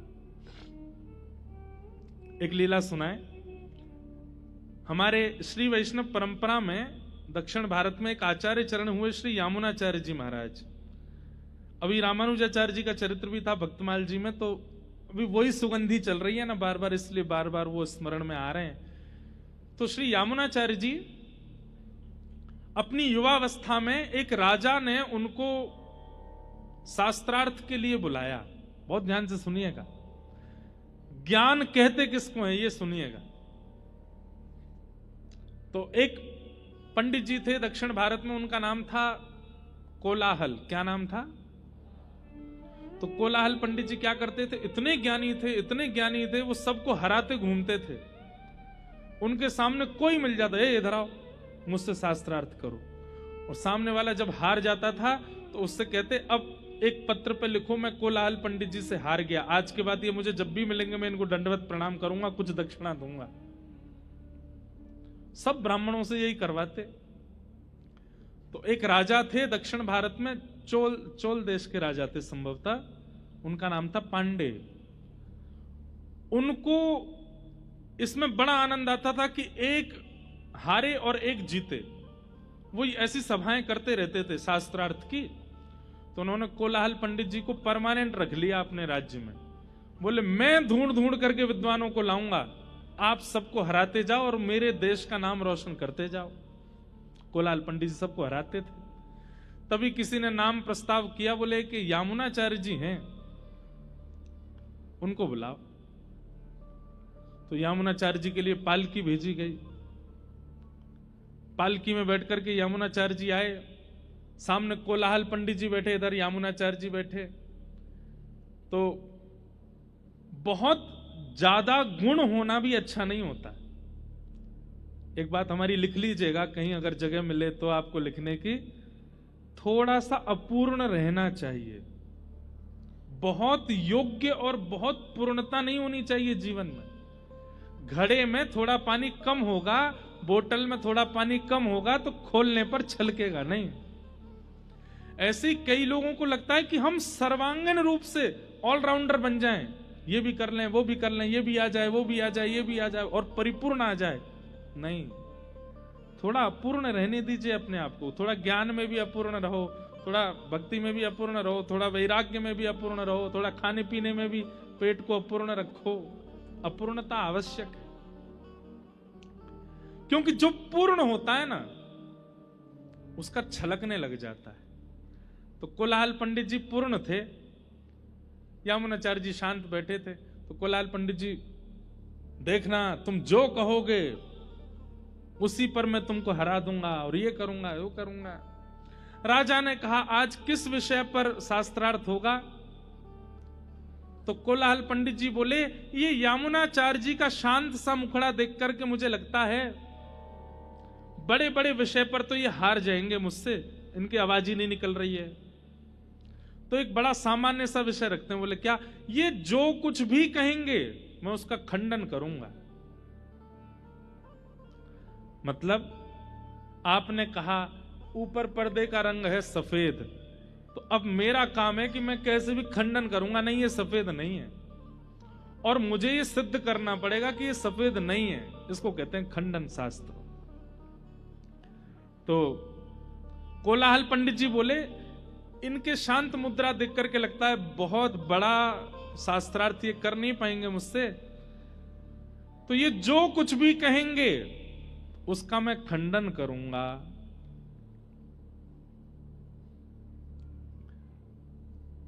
राजा ने कहा कितने वाक्य बोलने की अनुमति है? बोले 3 वाक्य बोलेंगे ये, और मैं तीनों वाक्यों का खंडन करके इनको हराऊंगा। यामुनाचार्य जी शांत बैठ करके सुन रहे थे, मंद मंद मुस्कुरा रहे थे। राजा ने कहा शुरू किया जाए। तो यामुनाचार्य जी सबसे पहला शब्द बोले,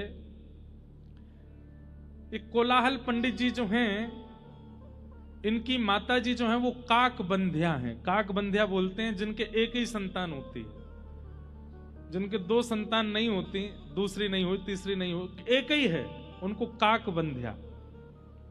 और कोलाहल जी अकेले ही थे ना, उनकी कोई बहन थी ना कोई भाई था। यामुनाचार्य जी बोले इनकी माता जी काकबंध्या हैं, करिए खंडन। अब कोलाहल बोले इसका खंडन कैसे करूं, मैं अकेला ही हूं, मेरे कोई भाई नहीं बहन नहीं, खंडन वाला नहीं चलेगा, कोई और बात करते। वो समझ गया कि ये मुझे हरा देंगे। अब तो राजा बोला नहीं नहीं, अभी 2 वाक्य रह गए हैं, उनमें खंडन भी कर दोगे तो भी आपकी विजय मानी जाएगी। तो सीरीज में 3 मैच यदि हैं तो 1 हार गए तो 2 जीत जाओ तो भी सीरीज होती है ना आपकी। बोले अभी तो 1 ही हारे हो, अभी 2 बातें और बोलेंगे। तो यामुनाचार्य जी दूसरी बात बोलते हैं, चोल देश के राजा पांडे ये बड़े धर्मनिष्ठ राजा हैं, ये बड़ी नीति से चलते हैं, गुरु आज्ञा का पालन करते हैं, करिए इस बात का खंडन। अब वो पांडे राजा देखे, राजा को देखे, राजा तलवार पकड़े, करो खंडन। हाथ जोड़ करके बोला इस बात का भी कोई खंडन नहीं। बोला अब तीसरी बात सुनो, ये पांडे राजा की जो पत्नी है ना वो एकनिष्ठ पतिव्रता है, करो खंडन। राजा ने कह दिया तो तू अंतिम बात का भी खंडन करेगा तो भी मैं तुझे समान पुरस्कार दे दूंगा। यामुनाचार्य जी बोले पांडे राजा की पत्नी जो है वो पतिव्रता नारी है, करो खंडन। पांडे वो कोलाहल पंडित जी चरणों में गिर गए, बोले महाराज आप क्या हैं? तब यामुनाचार्य जी कहते हैं बहुत पढ़ा लिखा होना ज्ञानी नहीं कहलाता, किस जगह कितना बुद्धि का प्रयोग करना है उसको ज्ञान कहते हैं, और वही ज्ञान भक्ति का बेटा है, भक्ति का पुत्र है। सत्संग क्या सिखाता है भाई? रसोई घर में हल्दी भी रखी है, हींग भी रखी है, नमक भी रखा है, अदरक भी रखी है, टमाटर भी रखे, आलू भी रखे। अब आप किसी ऐसे को भेज दो, उसको पता तो है कि हल्दी है, ये हींग है, ये नमक है, ये अदरक है, ये आलू है, ये टमाटर है, बोले सब्जी बनाओ। अब उसको ये नहीं पता कि अनुपात कितना डाला जाता है, कहीं से भी टमाटर काटेगा, कहीं से भी अदरक छील देगा, सब कुछ मिला मिलू करके बना के दे देगा। अब उसको यही नहीं पता कि नमक कितना डालना है, तो बिगाड़ देगा ना सब्जी को। हम आप सब लोग ऐसे ज्ञानी हैं, हमें पता तो है रामचरितमानस में ये है, श्रीमद् भागवत में ये है, खाटू श्याम जी की महिमा ये है, बद्रीनाथ जी की महिमा ये है, जगन्नाथ जी की महाप्रसाद की महिमा ये है, तिरुपति बालाजी में केशदान की महिमा ये है, ये। पर उसका जो मूल आधार है वो हम नहीं जानते, इसलिए जितनी हल्दी डालनी चाहिए उतना नमक डाल करके हम सब्जी बिगाड़ देते हैं। भाई हल्दी की मात्रा 1 चम्मच डलेगी, नमक की मात्रा तो चुटकी से डलेगी। और ये कौन सिखाता है? ये कथा सिखाती है। ज्ञान तो हो गया, लेकिन उस ज्ञान का प्रयोग कैसा होना चाहिए जीवन में, ये सत्संग सिखाता है। एक प्रकार से कहते हैं तो सत्संग क्या करता है?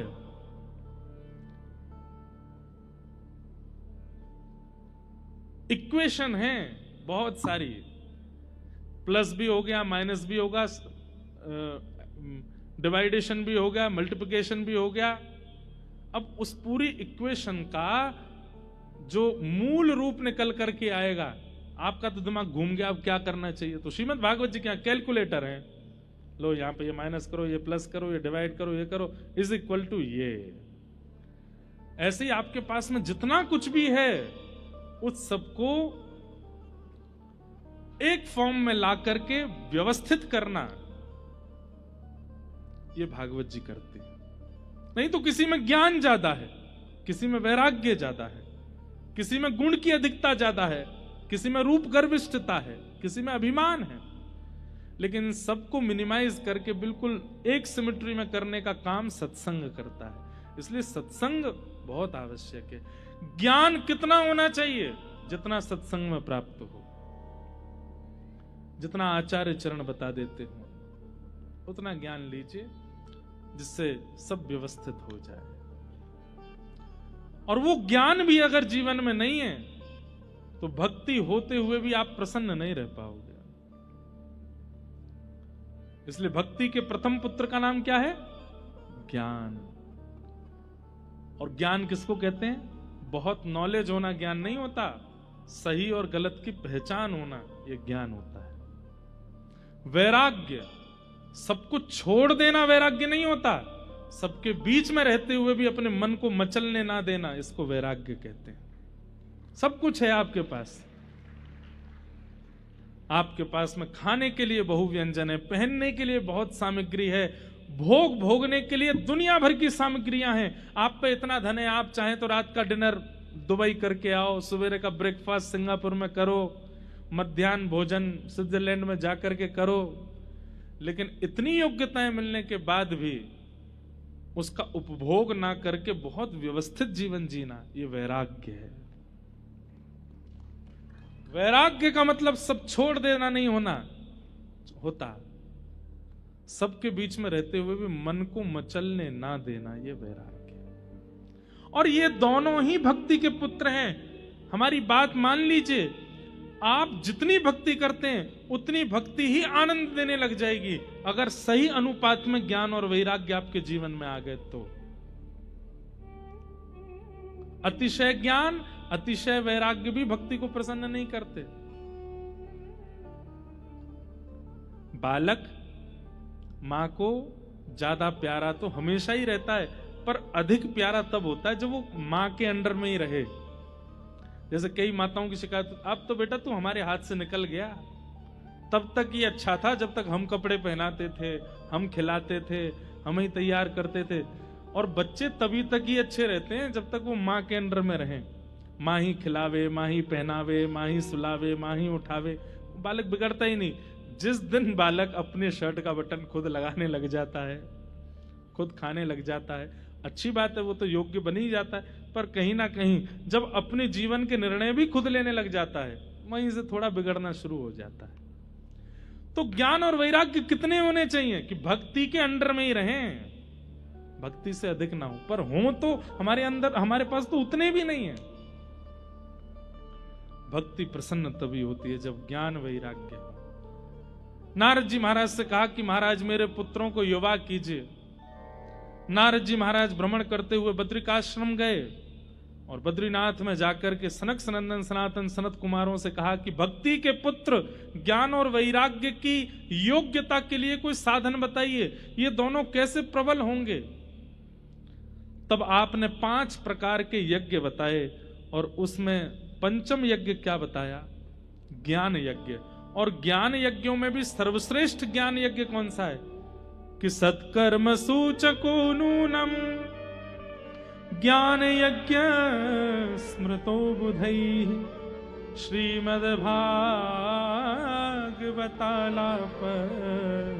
सतु गीत सुखादि।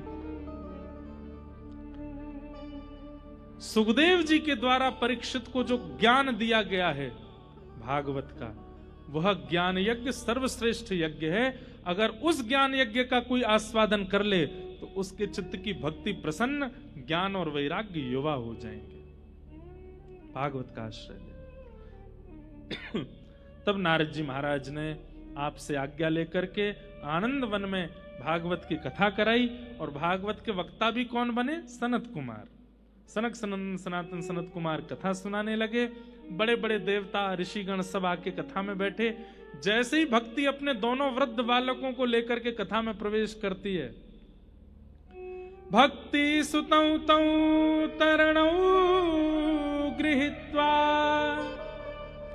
प्रेमैक रूपा सहसा विरासित श्री कृष्ण गोविंद हरे मुरारे नाथेति नामानि मुहुर्वदन्ति। भक्ति महारानी अपने बालकों के साथ जैसे ही प्रवेश करती है, उनके दोनों पुत्र भी युवा होते चले जाते हैं। कथा का यह प्रभाव है। बहुत ध्यान से सुनिएगा। हम कितने बजे आ गए थे कथा में? 5:15, लगभग 5, 5:15। 5:15 बजे से अभी बज रहे हैं 7:15। पिछले 1 महीना में पहली बार ऐसा होगा 2 घंटे से आपने फोन नहीं उठाया अपना। कितने लोगों ने 2 घंटे से किसी ने मैसेज चेक नहीं किया? कब कोई कर भी ले गया हो तो वो तो भैया श्रेष्ठ है ही है। चलो फोन चला भी लिया हो, बीच में थोड़ा देख भी लिया हो, पर पिछले 2 घंटे से उठे भी नहीं आप। अपने पूरे 1 महीने को देखो, रात में सोने के अलावा इतने एकनिष्ठ होकर के आप कब बैठे थे पिछली बार? आपको भी याद नहीं होगा। ये कौन बैठा के रखा है आपको यहां पे? भागवत की कथा। और ये आपकी सामर्थ्य नहीं है कि आप यहां बैठ सको। भाई जब चिकित्सा होती है ना, तो पेशेंट हिलता ही नहीं है। उसको डर रहता है कि मैं हिला और सुई गलत जगह लगी तो। आपको नहीं पता है, पर ये चिकित्सा हो रही है। और चिकित्सा किसकी हो रही है? चित्त की हो रही है। इसलिए चित्त एकाग्र, तो इंद्रियां एकाग्र अपने आप हो जाती हैं। एक आध बार मन भी किया होगा, अब कोई कीर्तन गाएंगे महाराज जी तो हम उठ के पानी पीने जाएंगे, आ भी जाता है कई लोगों के मन में। लेकिन फिर कोई ऐसी वाणी, ये और सुन जाते हैं, ये और सुन जाते हैं। ये कौन करवा रहा है? ये आपका चित्त ही कह रहा है, भैया तुमने खूब बेंगलोर डुला लिया हमको, खूब चेन्नई ले गए, खूब बंबई ले गए, सब जगह की पिक्चरें दिखा लाए, सब जगह के, लेकिन यहां जो मुझे सुख मिल रहा है उसको मुझे होने दो, इससे मेरी चिकित्सा हो रही है, मुझे अच्छा लग रहा है। इसलिए वो चित्त ही बार बार, पैरों में भी दर्द हो रहा है फिर भी बैठा के रखता है आपको, उसकी चिकित्सा चल रही है। यहां पर भक्ति युवा हो रही है, ज्ञान वैराग्य युवा हो रहे हैं चित्त में, इसलिए आप बैठे हो एक आसन पर। भक्ति सुतौ तौ तरणौ गृहीत्वा प्रेमैक रूपा सहसा विरासीत श्री कृष्ण गोविंद हरे मुरारे नाथेति नामानि मुहुर वदन्ति। भक्ति महारानी नृत्य करने लगी, ज्ञान और वैराग्य दाढ़ी मूछ सब चली गई उनकी। जो वृद्ध हो गए थे युवा हो गए, और युवा होकर के कथा में नाचने लगे। ये कथा का प्रभाव है। जो ज्ञान नष्ट हो चुका था पिछले 2 घंटों में, कितनों का तो जागृत हो गया होगा। जो वैराग्य, वैराग्य देखो कैसा, कई लोगों को एडिक्शन होता है, किसी को चाय का होता है, किसी को कुछ खाने का होता है, किसी को, चलो खाना पीना तो हम सामान्य देखने का ही होता है, एडिक्शन होता है कईयों को। आजकल एक नया एडिक्शन चला है इंटरनेट का, सोशल मीडिया का, एडिक्शन ही है। महाराज भोजन नहीं दो चलेगा, एकादशी पर अन्न छोड़ना आजकल बड़ी बात नहीं है, फोन छुड़वा के दिखा दो एकादशी पर।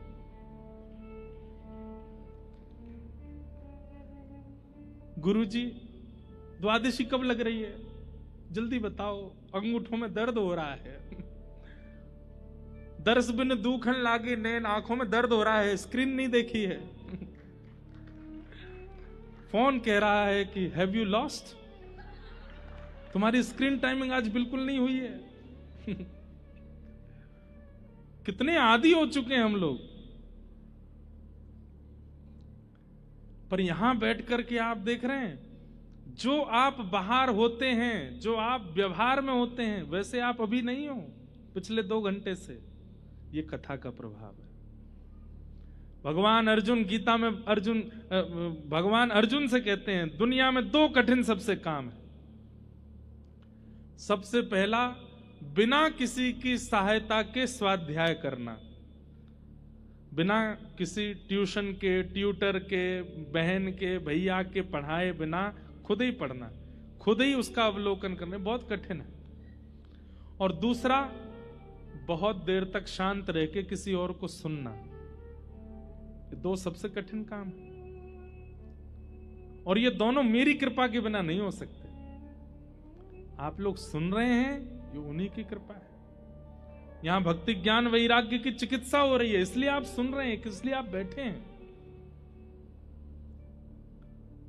इस प्रकार भक्ति महारानी ज्ञान वैराग्य के साथ आई और युवा होने लगी। मानो भक्ति महारानी कहने लगी हूं, हो व्रज के नंद लाला,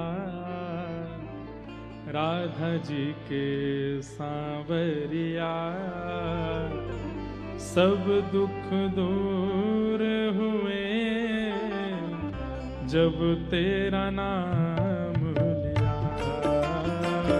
ब्रज के सब लोग गाइए, राधा जी के सांवरिया, सब दुख दूर हुए जब तेरा नाम लिया। ओ ब्रज के नंद लाला, राधा जी के सांवरिया, सब दुख दूर हुए जब तेरा नाम लिया। सब दुख दूर हुए जब तेरा नाम लिया। सब दुख दूर हुए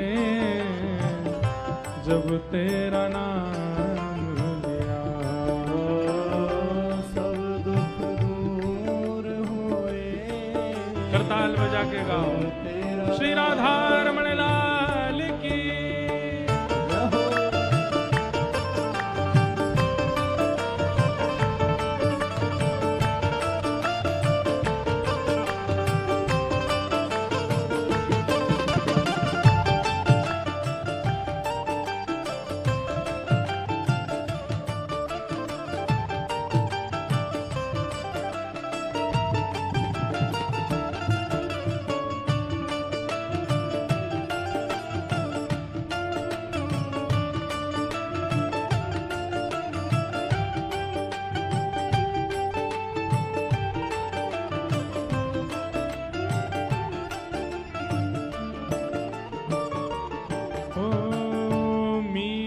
पुकारे तुम्हें गिरधर गोपाला, मीरा पुकारे तुम्हें गिरधर गोपाला।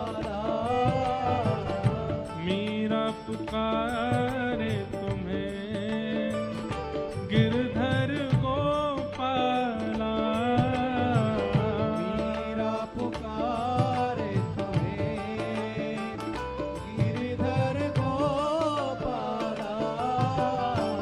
ढल गया अमृत में विष का भरा प्याला, बन गया अमृत में विष का भरा प्याला। ओ विष का भरा प्याला, कौन डुबाए उसे जिस तूने राख लिया। सब दुख दूर हुए जब तेरा नाम लिया। सब दुख दूर हुए जब तेरा नाम लिया। ओ सब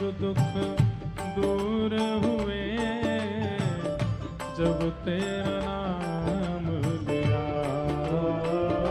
सब दुख दूर हुए जब तेरा का भाव से ओ ब्रज के नंद लाला, राधा जी के सांवरिया, सब दुख दूर हुए जब तेरा नाम लिया, सब दुख दूर हुए जब तेरा नाम ओ जब तेरे गोकुल में आई विपदा भारी, जब तेरे गोकुल में आई विपदा भारी, जब तेरे गोकुल में आई विपदा भारी, जब तेरे गोकुल में आई विपदा भारी, एक इशारे में काली विपदा सारी, एक इशारे पर काली विपदा ओ टाली विपदा सारी, उठ गया गोवर्धन जिस तूने राख लिया, सब दुख दूर हुए जब तेरा नाम लिया, सब दुख दूर हुए जब तेरा नाम ओ सब दुख दूर हुए जब तेरा नाम लिया, सब दुख दूर हुए जब तेरा श्री राधा वल्लभ लाल की।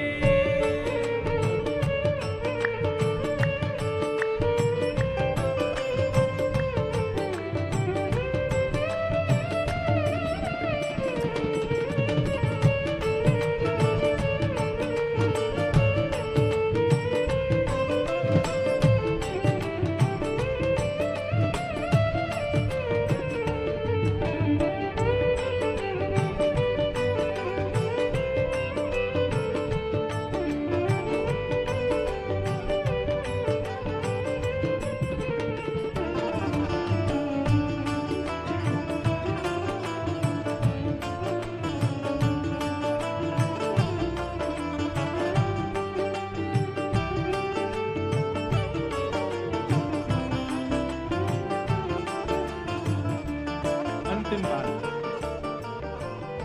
देख रहे हो तुम मेरे दुखड़े सारे, देख रहे हो मेरे दुखड़े सारे, देख रहे हो तुम मेरे दुखड़े सारे, देख रहे हो मेरे दुखड़े सारे, कब दर्शन दोगे मेरी आँखों के तारे, कब दर्शन दोगे मेरी आँखों के तारे, ओ कब दर्शन दोगे मेरी आँखों के तारे, कब दर्शन दोगे मेरी आँखों के तारे, ओ मेरी आँखों के तारे, अधर पे मुरली है कांधे पे कामरिया, सब दुख दूर हुए जब तेरा नाम लिया। सब दुख दूर हुए जब तेरा नाम लिया। ओ सब दुख दूर हुए जब तेरा नाम लिया।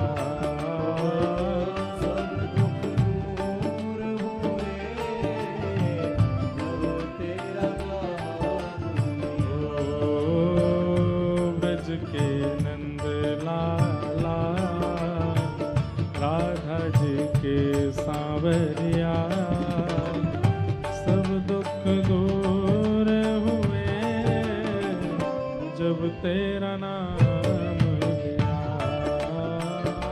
सब दुख दूर हुए जब तेरा नाम। गोविंद मेरो है गोपाल मेरो है।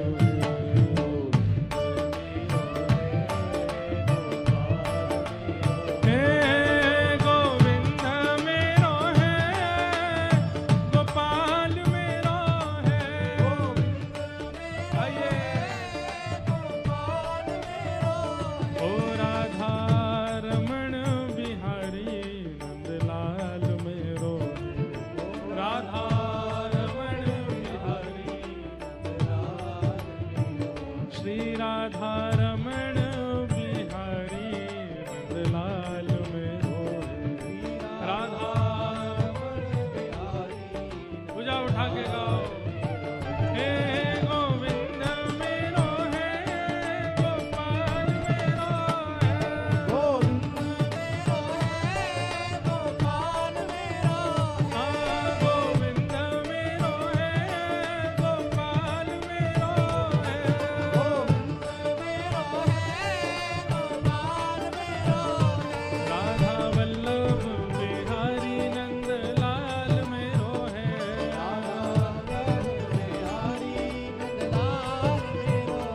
राधा रमण बिहारी नंदलाल मेरो है।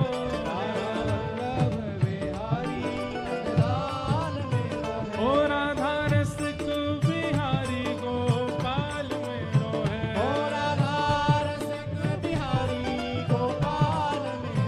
ओ प्यारो गिरिवरधारी नंदलाल मेरो है। ओ प्यारो कुंज बिहारी नंदलाल मेरो है। प्यारो श्री राधा रमण बिहारी गोपाल मेरो है। हे गोविंद मेरो है गोपाल मेरो है। हाँ गोविंद मेरो है गोपाल मेरो है। हे गोविंद मेरो है गोपाल मेरो है। हे गोविंद मेरो है। हाँ गोविंद मेरो है। हे गोविंद मेरो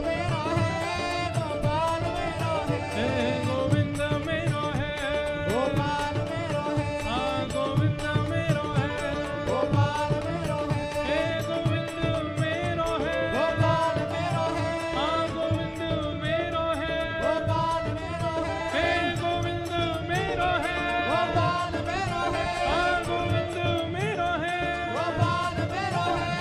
गोविंद मेरो है। हाँ गोविंद मेरो है। हे गोविंद मेरो है। हाँ गोविंद मेरो है। हे गोविंद मेरो है। हाँ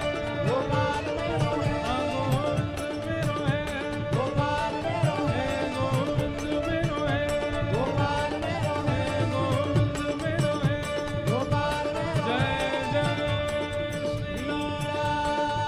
जय जय श्री राम। जय जय श्री राम।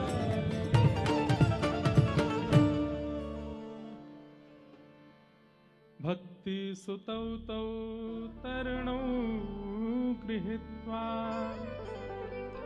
प्रेमैकरूपा सहसा विरासे श्री कृष्ण गोविंद हरे मुरारे नाथे ते नामानि मुहुर्वदन्ति। भक्ति ज्ञान वैराग्य तीनों युवा हो गए। यही भागवत का महात्मा है। ये देख करके सब आश्चर्यचकित हो गए। यही सिद्ध करना चाह रहे थे कि भागवत से सबसे पहली क्रिया क्या होती है कि व्यक्ति के चित्त में जो भक्ति ज्ञान वैराग्य विराजमान है वे युवा होते हैं, वे पुष्ट होते हैं, वे श्रेष्ठ होते हैं। इस प्रकार ज्ञान वैराग्य का विकार दूध करके भक्ति महारानी प्रबल हुई। तत्पश्चात महात्मा का दूसरा भाव यहां से शुरू हुआ, जहां पर धुंधुकारी की कथा सुनाई गई। आत्मदेव नाम के ब्राह्मण थे, उनके कोई संतान नहीं थी, जिससे वो बड़े दुखी थे। हट करने लगे, जिद करने लगे। तब संत ने एक फल उनको दिया और कहा अपनी पत्नी को खिलाना, और 5 नियम बता रहा हूं, ये नियम 1 साल तक पत्नी करेगी तो गर्भ से एक सुंदर बालक जन्म लेगा। 5 नियम तो बहुत दूर की बात, पत्नी ने फल खाया भी नहीं, गैया को खिला दिया। स्वयं एक अपनी सहेली का पुत्र अपना मान करके घर पर रख लिया।